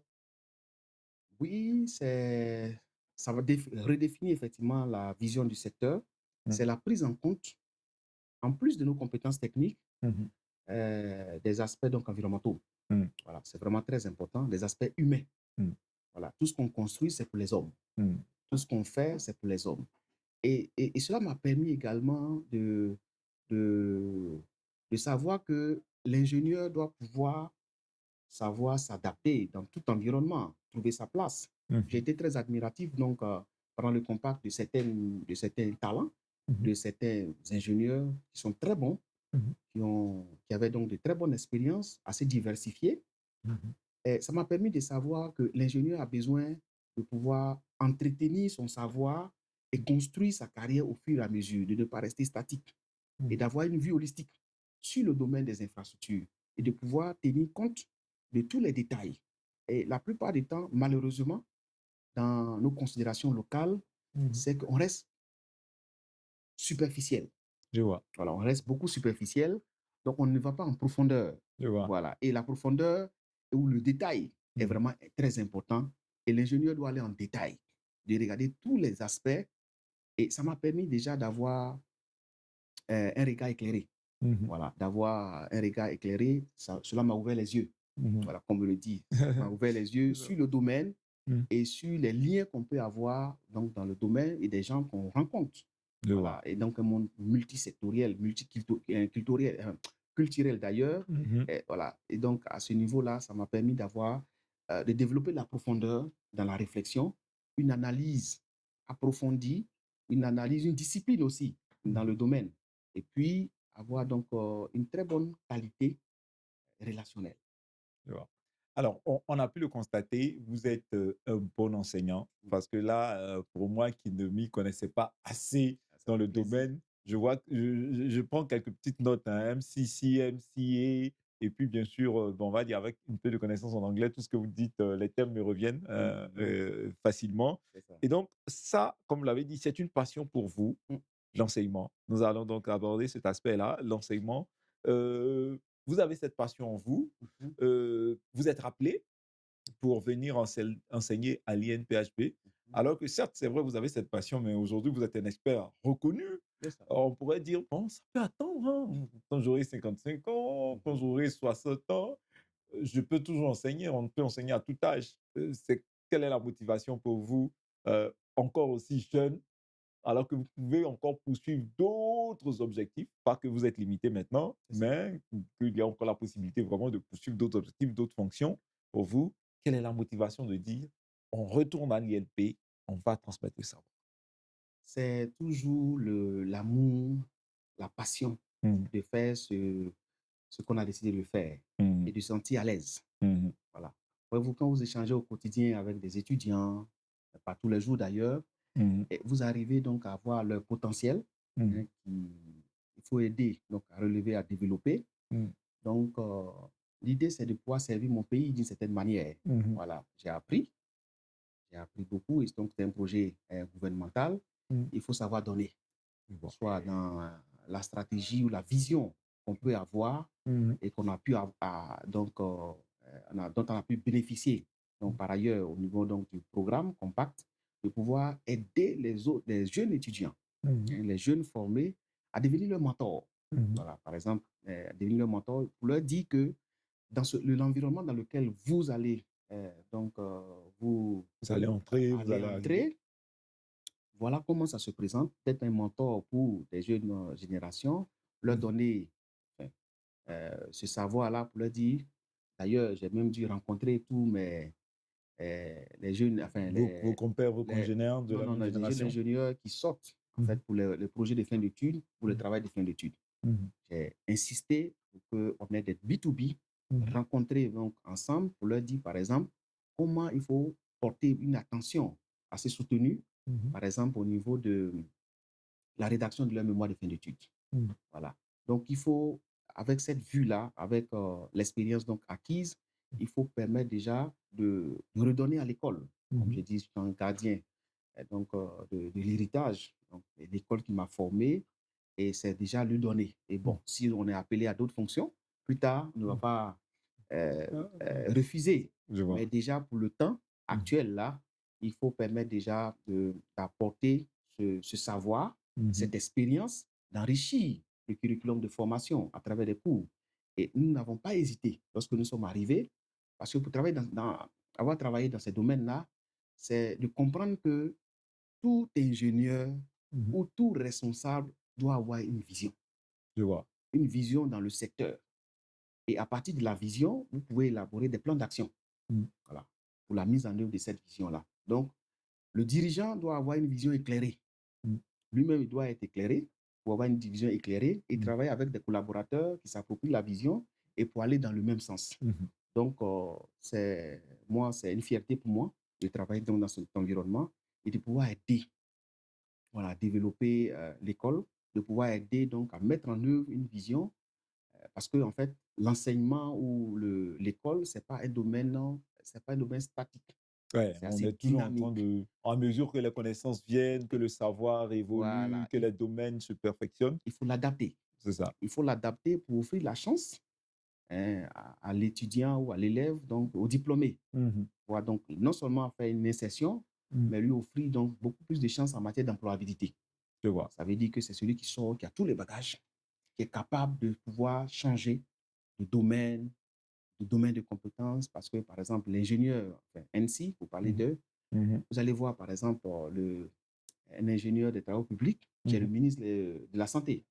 Oui, Voilà, monsieur Pierre Dimba. exactement. Mmh. C'est une fierté. C'est pour dire qu'un ingénieur Mmh. des travaux publics, comme je dis, je ne regrette pas Mmh. aucunement, est capable de pouvoir travailler dans tous les Donc, secteurs, parce qu'il quel a qu'il appris soit. à apprendre. Exactement. Il a appris à apprendre, il a appris à se déployer, Mmh. il a appris à être résilient, voilà, à tous les niveaux.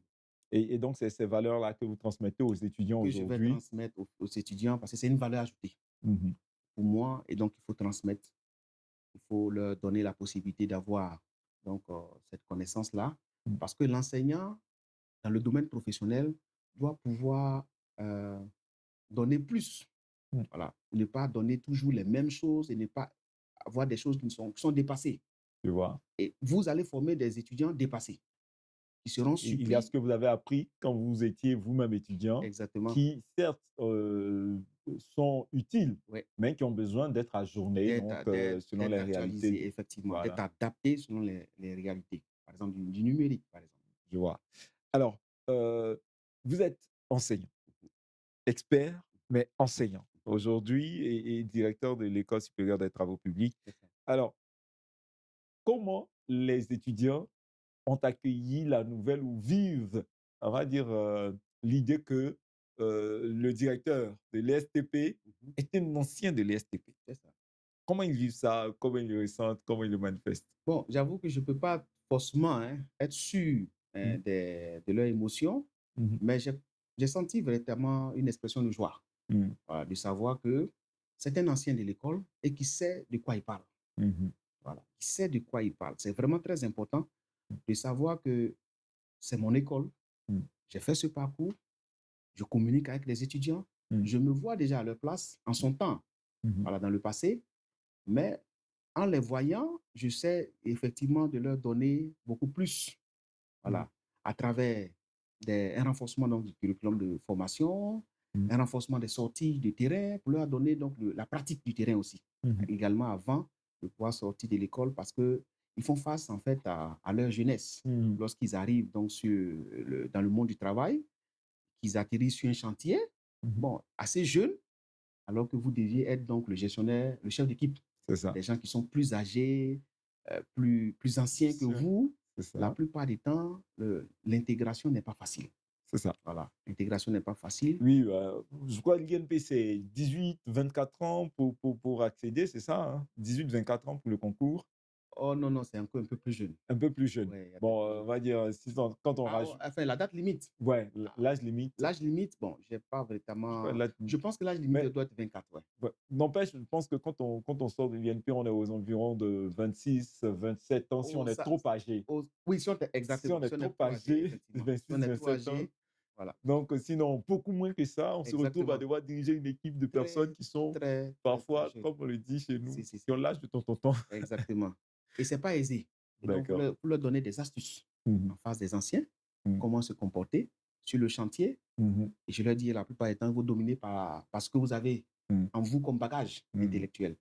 Il ne faut pas se mettre devant donc, certains chantiers Mmh. ou certains défis en disant, par exemple, que je ne connais pas. Mmh.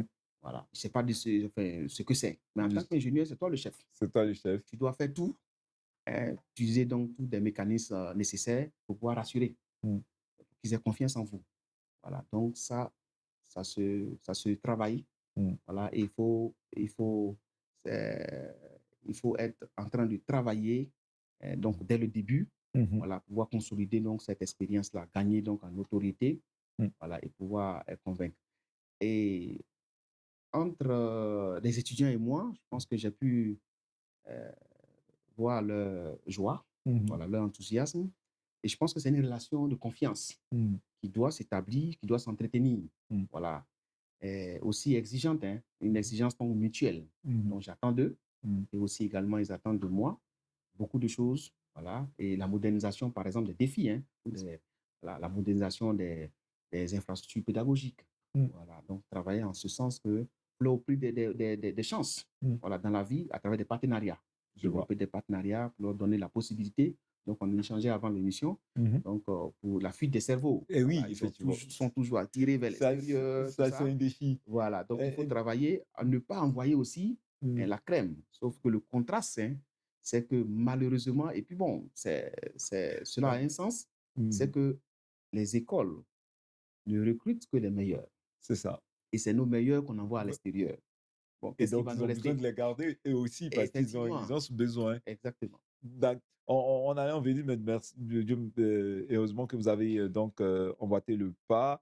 Alors, est-ce que, on va dire, dans ce que vous proposez, vous, en tant que directeur de l'ESTP aux étudiants, est-ce qu'il y a un volet où vous insistez particulièrement sur l'aspect de la fuite des cerveaux?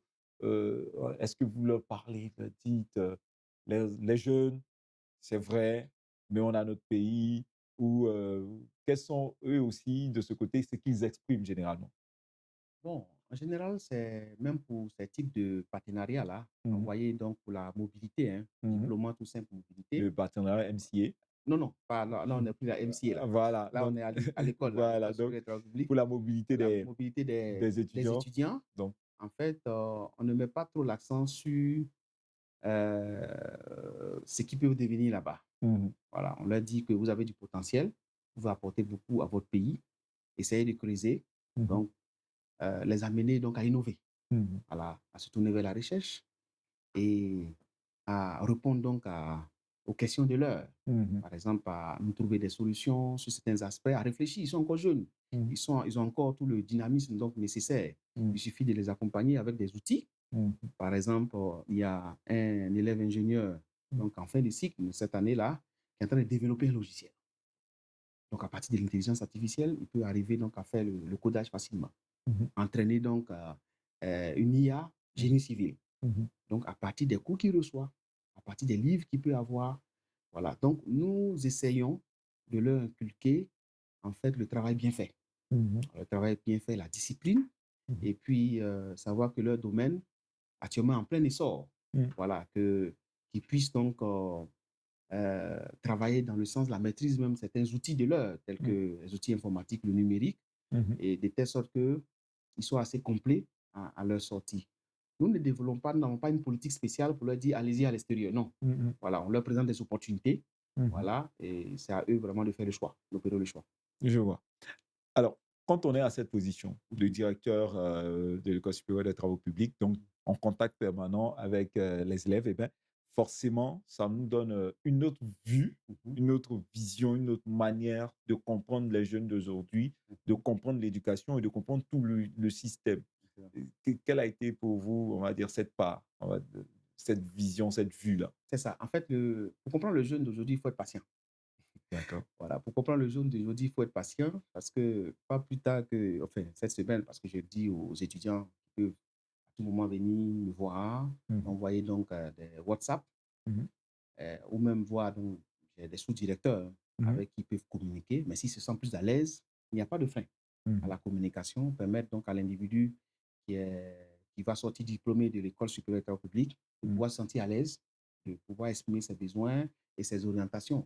mhm, Certains étudiants sont venus me voir parce qu'ils veulent aller à l'extérieur, ils veulent, parce qu'ils n'ont pas été sélectionnés mhm. dans le diplôme. Et ça m'a fait quand même un peu marrer, c'est qu'ils me proposent un modèle de collaboration dans lequel, en fait, ils me disent, bon, monsieur, voilà, on a été admis, donc on a reçu nos lettres d'admission dans telle école, grande école. Mhm, On voudrait que vous soyez notre sponsor. Je dis, en bon, moi, enfin, avec un peu d'humour, moi, vous voulez que je sois votre sponsor et je mhm. dois donner combien? On dit, bon, monsieur, voilà ce que nous vous proposons. Posons. La scolarité, c'est 20 000 dollars. Mhm. Voilà. 20 000 dollars. Il dit, mais c'est pas un ou c'est toute la formation? On dit, non, c'est pas un, c'est pas. OK. Donc, ça, vous voulez que je vous finance sur toutes 3 années? On dit, oui, 60 monsieur, 000 $. ouais, 60 000 dollars. Il dit, mais vraiment, là Faites où les conversions, mesdames et messieurs. voilà, là où vous m'emmenez, franchement, je vous respecte. Et puis, bon, d'ailleurs, dans le domaine spécial, on dit, je reçois. C'est ça. Voilà, je reçois. Et j'ai dit, alors, comment vous allez procéder au remboursement? On dit, bon, monsieur, quand nous enfin, serons là-bas, nous allons faire des dossiers, tous ces différents éléments. Je lui ai dit, ben, Ils sont écoutez, ambitieux très et très ambitieux. optimistes. Exactement. En réfléchissant comme ça, il ne regarde pas l'aspect risque. Mhm. Or, l'ingénieur que je suis, Mhm. quand un problème lui est posé, il a une vue donc holistique, il regarde l'aspect risque. Mhm. Quels sont les facteurs de risque? Je dis, mais je vous prends un exemple. Et si vous ne répondez pas, qu'est-ce que je peux faire? Est-ce que je suis en droit donc d'aller vous donner une convocation pour vous rembourser? Quel est le mécanisme? Quelle est la garantie que vous me donnez? C'est vrai, c'est bon Mhm. de vous accompagner. C'est un plaisir d'ailleurs C'est de ça. lutter pour que vous puissiez avoir une bourse. Mhm. Mais déjà, euh, l'une des réalités, c'est qu'en général, quand vous allez, Mhm. vous ne revenez plus. C'est ça. Et donc, le ministère de l'Enseignement supérieur est en train de travailler un peu dans ce domaine-là, Mhm. à les amener donc à signer un contrat. Bon, on en a parlé tout à Ouais, l'heure. je vois, effectivement. Tout ce qu'il Monsieur y a le comme ministre a donné action, l'annonce, voilà, oui, action effectivement, de pour limiter la correction, fuite des effectivement, cerveaux. la fuite des cerveaux. Donc voilà, des jeunes ingénieurs ou techniciens supérieurs ont toujours l'esprit fertile. Mhm. Donc, les écouter, ça permet déjà de corriger certains Mhm. aspects. Voilà, corriger certains aspects. Souvent, ils vous donnent un document Mhm. qu'ils n'ont eux-mêmes pas signé. Mhm. Voilà. Je leur dis, bon, toi-même, Tu veux que je signe le document alors que tu ne l'as même pas signé, ce document. Mmh. Donc, on plaisante, on leur dit, il faut être sérieux dans tout ce qu'on fait. Mmh. Voilà, c'est pour moi une possibilité, donc déjà, de voir un peu leur mentalité, Mmh. de quitter la facilité. Je vois. Voilà, vraiment de quitter la facilité. Est-ce que vous avez cette impression-là, que les élèves, d'aujourd'hui, les étudiants aujourd'hui sont beaucoup plus enclins à des solutions simplistes ou faciles, comparativement à ceux de votre génération, par exemple? Ah oui, enfin, ceux de maintenant, surtout les techniciens supérieurs, sont beaucoup plus jeunes Mmh mh. que des élèves ingénieurs. Mmh. Donc, le rapport que j'ai eu récemment, donc, des inspecteurs de filière, Mmh. inspecteurs d'études, on dit, ah, monsieur le directeur, c'est pas facile, c'est pas évident. La moyenne d'âge, elle est Ou souvent, vous rencontrez des gens qui ont, pas, bon, il y a 20 ans en troisième année, il y a 2005, 20 ans 2007, en troisième année. Ça veut enfin, dire que normalement, s'il complète son parcours à 20 ans, il non, il devra a être fini même ingénieur. son parcours à 20 ans. Voilà, à 20 ans, il est ingénieur, Non, il est élève, non, il est élève technicien supérieur, la élève plupart. technicien. OK, Donc, les ingénieurs, en général, les élèves ingénieurs finissent pratiquement autour de 23 ans, d'accord, 23, 24. je vois. Actuellement, la moyenne, et certains même, vous rencontrez qui ont 22 ans. 22 ans. Ouais, 22 ans. Assez jeune. Très. Ouais, très, très jeune. Mmh. Donc là, on se retrouve face à ces enfants-là Mhm. qui ont des réalités Oui, différentes, des réalités qui différentes. différentes de celles qu'on avait déjà, mais différentes entre elles-mêmes, ces réalités-là. C'est-à-dire, les réalités de l'élève X Mhm. ne sont pas les mêmes que celles de l'élève, Y, Z et tout ça. Et vous, en tant que directeur, comment on arrive à gérer tout ça? Bon, on travaille avec des collaborateurs Mmh. qui sont des inspecteurs d'orientation, Mmh. qui sont formés pour Mmh. accompagner les élèves dans des situations comme ça. Mmh. Et en fait, l'INPHB, nous développons donc la pédagogie active. Mmh. Voilà. La pédagogie active qui est basée donc principalement sur l'approche par compétence. Mmh. Et dans l'approche par compétence, ce n'est pas seulement que le savoir, donc l'aspect cognitif. Mmh. Il y a également, en fait, on renforce donc leur formation par l'approche par projet. Mmh. On travaille sur des projets réels, la situation réelle, avec Mmh. des professionnels donc, du milieu. Mmh. Et avec ces étudiants-là et ces encadreurs, Mmh. donc, on arrive déjà à les aider, même à ranger, jusqu'à même à ranger leur chambre. Oui, j'ai des inspecteurs quand même très, très Mmh. compétents. Mmh. Euh, il y a un service aussi social qui les accompagne. Donc, ce Mmh. n'est pas que le directeur, Mmh. celui qui travaille. Le directeur a des collaborateurs. Donc, Mmh. on a une direction qui est fournie, donc de compétences, voilà, Mmh. qui travaille déjà à amener les étudiants donc, à pouvoir se stabiliser pour des aspects hors apprentissage, voilà, Mmh. des connaissances donc, sociales, voilà, des manières d'être. Mmh. Voilà, parce que nous formons, il y a le savoir, il y a le savoir-faire, Mmh. hein, et puis il y a le savoir-être. Voilà, le savoir-être. Par exemple, la discipline Mmh. dont je parlais tout à l'heure, il faut être à l'heure au cours. Vous êtes venu, vous avez une bourse, il n'y a Vous pas êtes à d'embouteillage, vous êtes l'école. à l'école. Mmh. Le matin, vous avez droit donc à un petit déjeuner. Toutes les conditions sont Toutes les réunies conditions normalement. réunies. À midi, le déjeuner. Le soir, hein, Mmh. bon, ailleurs, on parle de, bon, de souper. Là, c'est le dîner. Mmh. Logiquement, vous ne devez pas avoir à vous absenter. Voilà, en cas de force majeure. Voilà, Mmh. Mmh. en cas de force majeure au cours, mais il faut être à l'heure, ponctualité. Il faut être assidu, il faut venir au cours, poser des questions, la curiosité. Donc, c'est des défis, c'est des enjeux auxquels il faut faire face. Donc, nous Mmh. travaillons donc avec des collaborateurs assez équipés. Alors, vous êtes aussi ingénieur et surtout ingénieur avant d'être, directeur, de l'ESTP. C'est ça. Il vous arrive d'aller sur le terrain encore aujourd'hui? Logiquement, avec la charge de travail, mais quand j'étais enseignant-chercheur, Mmh. oui, mes étudiants souvent enfin, me critiquaient en griffe, disaient que j'aimais beaucoup le terrain. Mmh. Parce que c'est sur le terrain, la réalité du terrain qui permet déjà de pouvoir D'acquérir ce enrichir, qu'il faut. voilà, d'acquérir ce qu'il faut, mais d'enrichir. C'est-à-dire qu'un enseignant-chercheur, c'est un expert. Mmh. Et l'expert doit pouvoir répondre à des besoins, Mmh. soit sous forme d'études, apporter son expertise pour servir Mmh. son pays de quelque manière, soit des collectivités. J'ai même rencontré des enseignants-chercheurs. Je leur ai dit, en fait, votre expertise-là, il faut essayer de déployer l'expertise d'une certaine manière, mais en priorisant l'essentiel Mmh. des cours à faire. Parce que si l'enseignant gagne en compétences à l'extérieur, en expérience, il côtoie d'autres personnes, mieux c'est au niveau de son cours. Mmh mh. Voilà. Donc, en venant délivrer le cours, il va donc permettre déjà Des éléments plus de riches, des renforcer, détails plus et voilà, pointus. plus pointueux. Il comprend mieux le Mmh. domaine, il comprend un peu l'impact de ce domaine-là dans la vie professionnelle, Mmh. et c'est tout au bénéfice donc de l'école. Donc, heu directeur, donc Mhm. charge de travail pas suffisamment importante pour ne pas aller sur le terrain.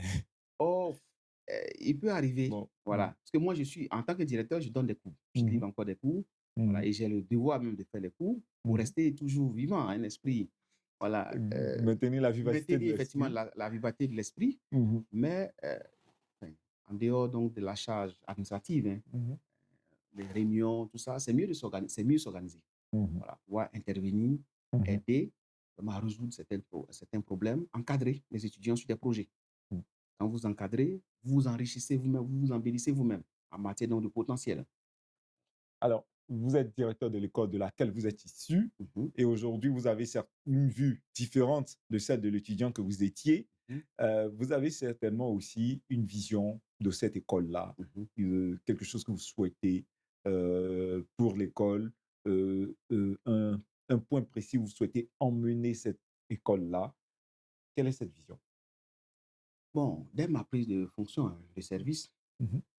j'ai déjà j'ai engagé donc une consultation en Mmh. B2B, Mmh mh. donc des séances de travail avec des collaborateurs, donc en B2B, pour écouter, donc l'écoute active, Mmh. écouter en prenant des notes. Et à l'issue donc de l'écoute, j'ai moi-même présenté ma vision, Mmh. donc autour de cet axe stratégique. Mmh. C'est d'abord, de façon globale, Mmh. offrir donc, heu, avoir donc, une qualité de l'offre de formation. Mmh. Voilà, l'offre de formation de qualité. Une offre de formation qui, au bénéfice du diplômé, lui donne toutes les chances de pouvoir s'insérer, Mmh. mais de façon durable. Ma vision, c'est de pouvoir communiquer, maintenir le lien avec tous les enseignants, Mmh. de pouvoir fidéliser ou trouver en fait des enseignants, soit vacataires ou des enseignants permanents, qui aiment leur métier. Voilà, les fidéliser, et de la qualité de l'enseignement, de pouvoir amener les anciens Mmh. vers leur école, en recevant éventuellement leur appui sous forme donc de séminaires, de partage d'expériences. Voilà, la jeune génération, Mmh. ça leur permet d'être équipés avant de sortir de l'école. Mmh. Ma vision, c'est d'avoir des enseignants qui aiment enseigner, Mmh. des enseignants qui donnent donc un cours qui est soutenu Mmh. par de la bibliographie. Voilà. Des enseignants qui délivrent donc euh, des cours pour lesquels, en fait, ils sont, enfin, eux-mêmes, ils ont Je la vois. maîtrise totale, et qui puissent s'adapter aux réalités donc, du monde professionnel.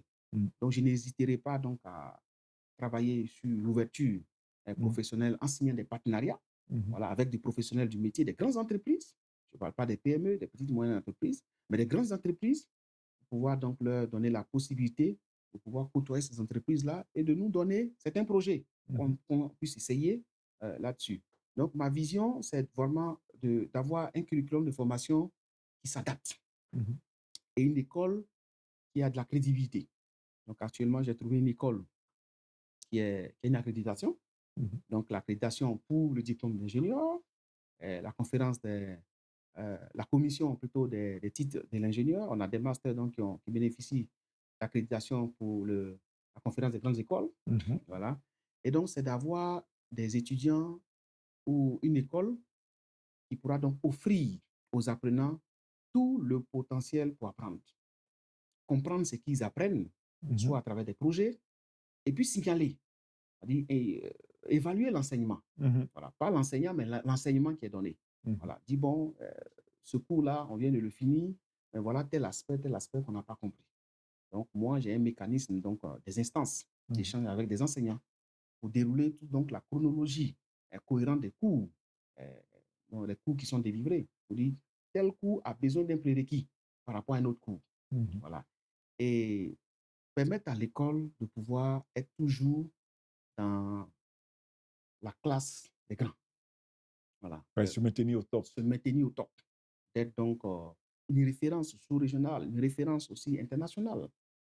dans le Mais domaine. c'est déjà le cas, hein, je pense, pour l'INPHB de façon Bien générale sûr, et l'École supérieure des travaux publics. Donc, comme vous l'avez dit à l'instant, on a un ministre qui c'est est ça, issu de l'École supérieure des travaux publics. c'est ça. Déjà, Il y a, ça, il se y a- il y a- il y a cacher. plusieurs ministres d'ailleurs, Il y a 3 ministres. plusieurs. Voilà, donc voilà, déjà se cacher, je pense que ça répond.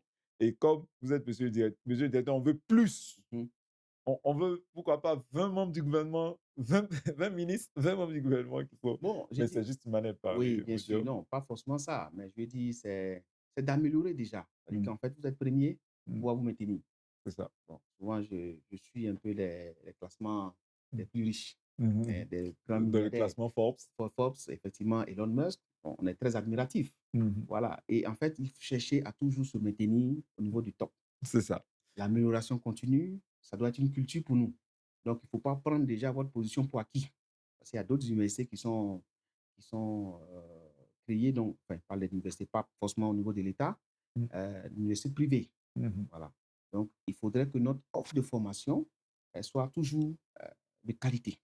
Pour Voilà. pouvoir, bien sûr, Pour pouvoir jouir donc de cette notoriété, sa de ce crédibilité, prestige et de ce ce prestige, privilège. effectivement, ce privilège. Voilà. D'accord. Vous êtes, on le dit depuis cet entretien, vous êtes aussi professionnel, vous êtes aussi professionnel du domaine des TP, donc du bâtiment travaux publics, on le dit de façon générale. Donc, en tant que professionnel, ayant occupé les fonctions que vous avez occupées et occupant celles que vous occupez aujourd'hui, Mhm. donc, quel est pour vous donc, le chemin, le fil de l'évolution des métiers du TP, du BTP en Côte d'Ivoire? Pour vous, comment vous voyez cette évolution? Bon, on est dans un secteur vraiment, comme je le disais là, en pleine mutation, hein. Mmh. Donc, les métiers d'aujourd'hui Mmh. vont certainement, avec à la l'aide du numérique, seront donc transformés. On les Mmh. convertir en d'autres métiers. Mmh. Donc, l'idée déjà, à partir de l'existant, parce que l'état donc de référence, Mmh. nous formons déjà au niveau des élèves ingénieurs à deux types de parcours. Donc, le géomètre topographe Mmh. et puis l'ingénieur génie civil, voilà, ou l'ingénieur des travaux publics. Mmh. Alors, quand je suis arrivé, j'ai dit, ben, il faudrait qu'à un moment donné, c'est vrai qu'on est en plein essor au développement des infrastructures, il ne Mmh. faudrait pas qu'on ait une rupture. Mmh. Il y a l'insertion pratiquement de 95%. Il ne Mmh. faut pas qu'on observe donc une rupture. Il faudrait qu'on assure donc la continuité de l'insertion et aussi, je reviens sur l'aspect donc de l'employabilité, Mmh. en adaptant les contenus du cours aux réalités. En adaptant les contenus du cours aux réalités. Les métiers vont déjà se transformer, vont muter. Mmh. Vers, par exemple, des métiers du numérique, par exemple le BIM. Mmh. Le BIM, la 3D, enfin, la modélisation 3D. Avec l'intelligence artificielle, c'est sûr que ces métiers vont bouger. Même le revenant donc, sur l'aspect donc, du géomètre topographe qui est formé, Mmh. mais avec le numérique, on forme donc des géomètres topographes sur le terrain. Je Mais vois. pourquoi ne pas transformer cette formation-là en géomaticien? Parce que c'est vraiment des compétences, un métier qui permet déjà de regarder, de faire donc des analyses géospatiales, voilà, assez approfondies. On va dire pour celui qui nous suit, Ouais. la différence entre géomaticien et c'est ça, non? Géomètre topographe. Géomètre topographe, Ouais. voilà. Donc, La différence, le géomètre topographe, lui, c'est le terrain. mmh, C'est vraiment le terrain. C'est la collecte des données avec les instruments classiques, soit mmh, par les drones ou mmh. l'analyse. Mais le Le géomaticien, géomaticien? c'est un peu plus. Mmh, C'est le système d'information géographique. mmh, Voilà, c'est des couches de données, l'analyse des couches de données. mmh, C'est une question donc d'analyse donc géospatiale, mmh, donc des questions d'intelligence artificielle mmh, orientées vers les jumeaux numériques ou mmh, de jumeaux virtuels. mmh, Donc, en matière le géomaticien a la possibilité d'une très forte connaissance des données, mmh, où la qualité, il manipule des données numériques et mmh. il peut faire beaucoup de choses plus que, bon, je ne dirais pas plus, mais chacun a Dans son son domaine. domaine, voilà, et son métier, Mmh. mais Mais des choses beaucoup plus spécifiques. spécifique, et mais plus, en fait, le géomaticien aura plus de chances Mmh. de pouvoir avoir donc de l'emploi à long terme. Mmh. Sur le long Voilà, terme. sur le long terme, Donc là, donc on un parle géomètre toujours topographe. d'évolution. Voilà.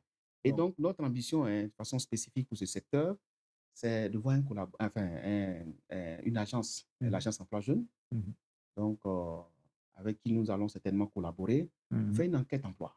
mmh, Enquête emploi. Les géomètres topographes que nous avons formés, Mhm. actuellement, donc au fur et à mesure, un nombre assez représentatif, qui sont ceux qui ont de l'emploi, Mhm.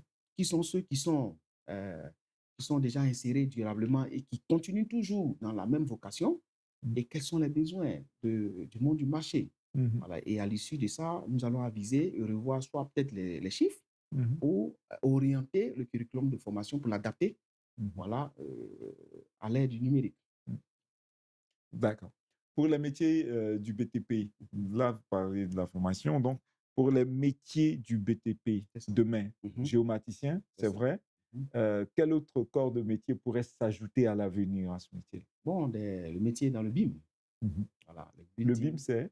le building information modeling. Voilà, D'accord. c'est la modélisation de l'information. Vous Mhm. avez de l'information que vous allez transposer. Mhm. Voilà, donc c'est un outil incontournable actuellement dans le domaine de l'ingénierie, Mhm. de l'architecture et de la construction moderne. Mhm. Donc, arriver à limiter les erreurs, de permettre donc déjà de faire une modélisation de l'ouvrage à construire. Je vois. Et ça permet déjà d'avoir une visibilité. Et Mhm. ça, ce n'est plus un mystère, c'est plus fictif. Ça permet de savoir, par exemple, si on veut exécuter cette terrasse-là, le calpinage. Mhm. Voilà. Comment le calpinage doit être fait. Et l'ouvrier qui vient réaliser, on peut lui montrer. Il a une vue. Et le passage, par exemple, il y a des étudiants qui ont travaillé sur le BIM qui vont soutenir. Si vous avez l'opportunité de venir, je vous invite déjà Mhm. le 24 avril, on travaille sur des outils BIM. Mhm. Voilà. BIM, donc pour la gestion d'un bâtiment existant. Mhm. Donc, un peu, ça côtoie un peu le jumeau numérique. Mhm. C'est en fait d'aller récupérer le réel, Mhm. de le transposer de façon numérique avec des marqueurs numériques Mhm. et de pouvoir faire des simulations Je vois. à l'intérieur, soit simulation. Donc, on fait beaucoup plus facilement la On peut maintenance faire plus avec. facilement de la maintenance, on peut mettre des capteurs, Mhm. voilà, pour sortir la qualité de l'air. Et Mhm. avec ces capteurs-là, nous renvoyer donc des données qui Mhm. sont très importantes. On pourra donc diagnostiquer à Mhm. l'intérieur si dans une maison, les gens tombent malades. On Mhm. peut voir, par exemple, que peut-être les fosses septiques ne sont pas bien faites, Mhm. ne sont pas bien construites, et arriver à diagnostiquer et à gérer au quotidien. Et ça permet aussi de regarder un peu le vieillissement des matériaux. Mhm. Voilà. Et aussi, avec le BIM, c'est de la reconstruction. Parce qu'en fait, avec le BIM, là, vous arrivez donc à reconstituer, par exemple, à l'aide donc de euh, l'imprimante 3D. Mhm. Voilà, un outil. euh, on peut passer donc en phase donc de reproduction Mhm. parce qu'on a pu numériser. On connaît un peu la caractéristique, les propriétés des matériaux. Donc, on Mhm. peut faire plusieurs simulations à l'intérieur. À Je vois. l'intérieur du BIM, on peut aussi également développer des questions de gestion du trafic. Mais au-delà, donc, c'est du bâtiment, la construction, des infrastructures qu'on peut développer avec les BIM. Alors, pour l'avenir, on va dire, hein, l'enseignant nous donne une certaine orientation. Donc, géomaticien, forcément un métier d'avenir, les BIM également, building, euh, Information. information modeling. C'est ça? Ouais. Voilà. Donc, building information modeling. Ça, je pense que j'ai bien trouvé cette fois-ci. Alors, ça viendra certainement. Cela va s'inscrire de façon beaucoup plus poussée, je pense, dans les formations à l'INP-HB, donc à l'École supérieure des travaux publics. Et puis, là, nous sommes pratiquement à la fin de notre entretien. C'est, comme on le dit en Afrique, Mhm.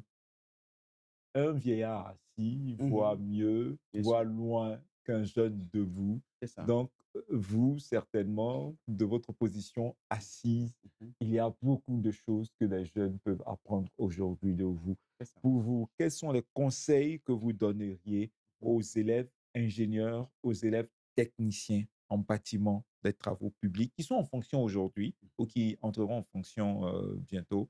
Quels conseils vous leur donnez pour la pratique quotidienne de leur travail? D'abord, la discipline. La discipline, c'est très important d'être discipliné. Mhm. On peut avoir beaucoup de choses dans la tête. Mhm. Voilà, être le meilleur ingénieur donné ou le meilleur technicien. Mhm. Si vous n'arrivez pas à vous adapter, Mhm. à être discipliné, à Mhm. pouvoir vous orienter, votre insertion deviendra problématique. Il y a le travail, l'abnégation Mhm. au travail. Donc, il faut aimer, il y a la passion. Il faut aimer ce qu'on fait. Mhm.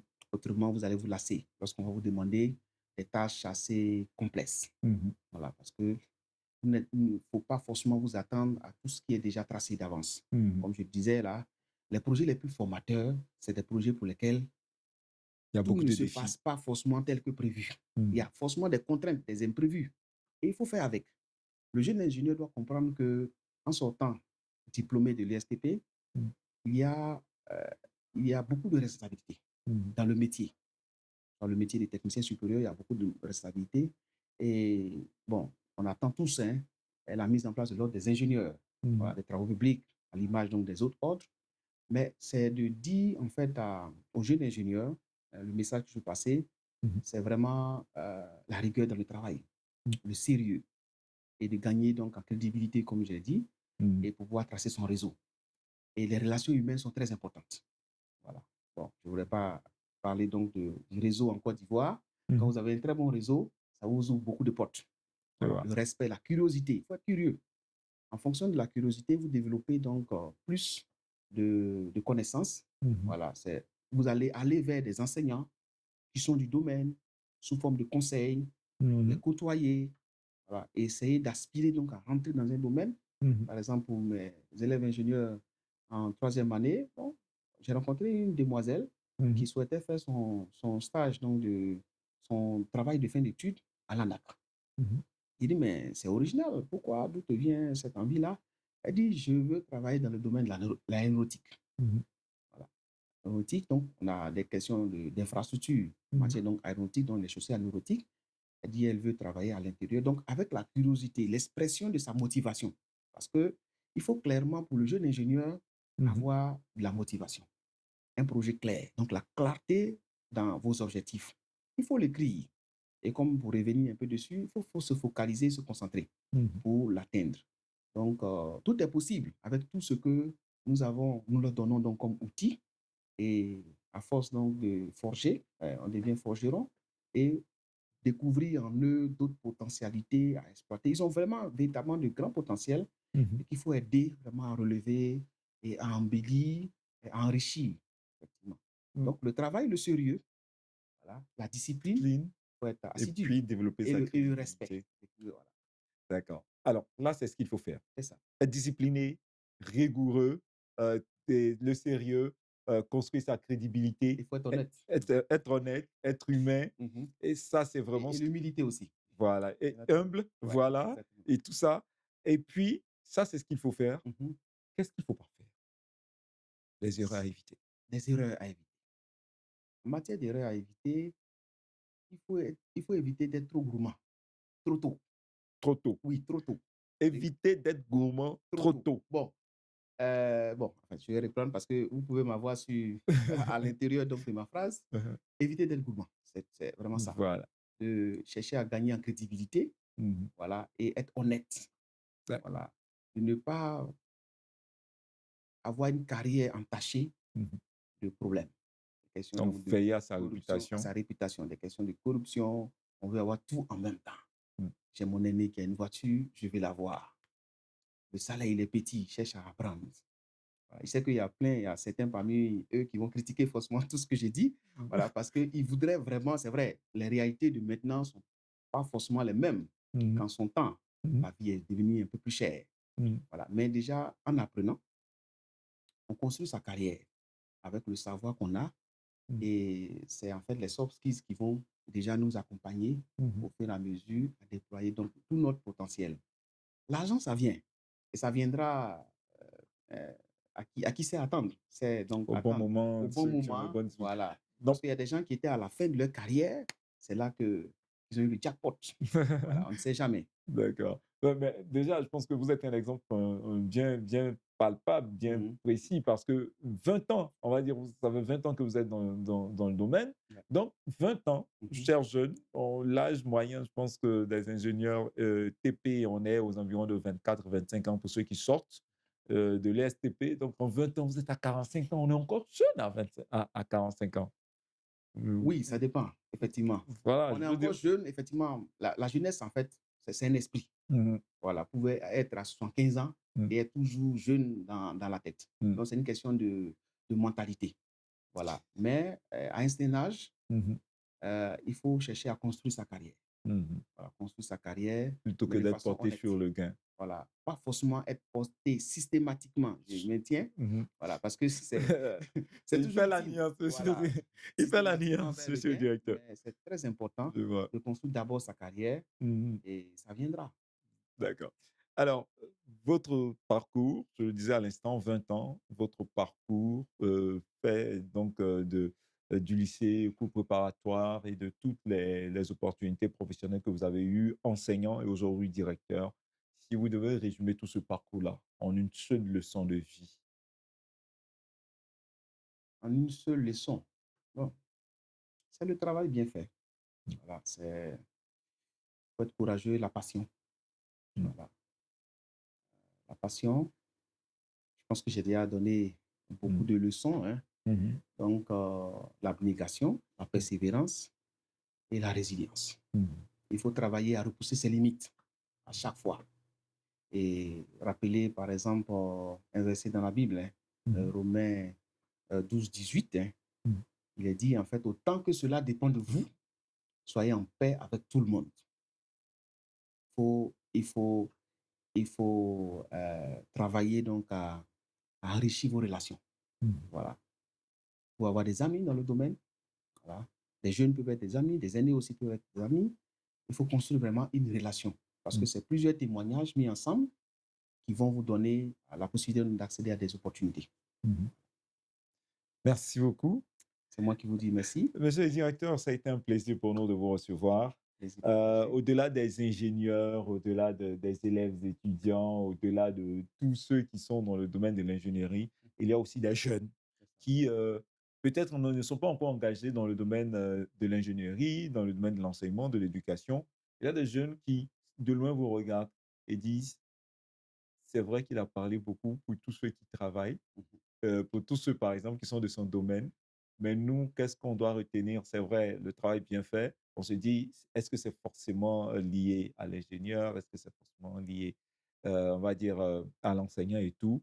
Pour nous qui ne sommes pas forcément du domaine, qui sommes élèves, étudiants ou professionnels de l'hôtellerie, par exemple, de la restauration, de, voilà, de tel ou tel autre domaine, de toutes les générations que ces personnes-là peuvent représenter. Mhm. Quel est le message qu'on peut leur donner en regardant votre caméra? Je- bon, je regarde. OK. Alors, ce que je peux dire aux jeunes, en dehors donc du secteur bâtiment et travaux publics, c'est que le travail paye. Travaille honnêtement. Travaillez donc à accroître votre potentiel. Oui, c'est possible. Vous pouvez donc vous former. Il est toujours temps, tant que vous n'avez pas encore été appelé, à rejoindre donc les ancêtres ou à rejoindre donc le Saint d'Abraham, vous avez toujours la possibilité de vous former et passer d'un poste ou d'un low skills à un niveau très relevé. Mais la vie n'est pas facile. Il y a toujours des contraintes. Il faut overcome, donc il faut surmonter. Il faut... Et ça, c'est à force de pouvoir côtoyer le difficile, on devient par moments très fort. Voilà. Et je suis donc aujourd'hui invité, hein, c'est une opportunité, mais la vie n'a jamais été facile pour moi. Voilà. Je n'emprunterai pas l'expression donc des artistes qui disent poulet peut devenir Mmh. quelqu'un, Mmh. mais c'est vous dire que votre potentiel en vous-même, vous pouvez toujours le travailler. Voilà. Vous pouvez aspirer à d'autres métiers. Il y a des mécanismes qui existent.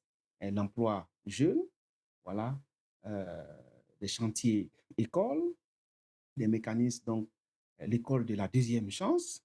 Si vous n'avez pas eu l'opportunité, malheureusement, par exemple, de pouvoir réussir à l'école, vous avez encore cette possibilité-là de suivre des cours hein, d'alphabétisation.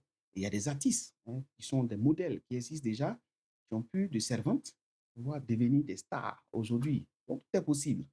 Il s'agira donc de savoir définir clairement ce qu'on veut dans la vie.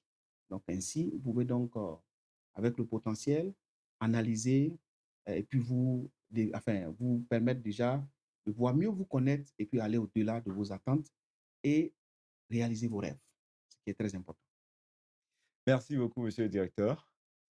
Vous l'avez entendu, vous avez le potentiel de pouvoir vous connaître et réaliser vos rêves si donc vous vous consacrez au travail, le travail bien fait, il paye. Aux ingénieurs, développez votre crédibilité, faut acquérir de la connaissance, il faut maintenir de bonnes relations, il faut être humble aussi. Ce sont les conseils de Monsieur Juste Claire Nzi. Il est le directeur de l'École supérieure des travaux publics et c'est un autre invité pour ce numéro de Voix d'experts, le podcast de ceux qui construisent le présent et qui instruisent l'avenir. Nous espérons que tout ce qui a été dit ici vous servira chez vous, dans votre carrière et dans votre quotidien.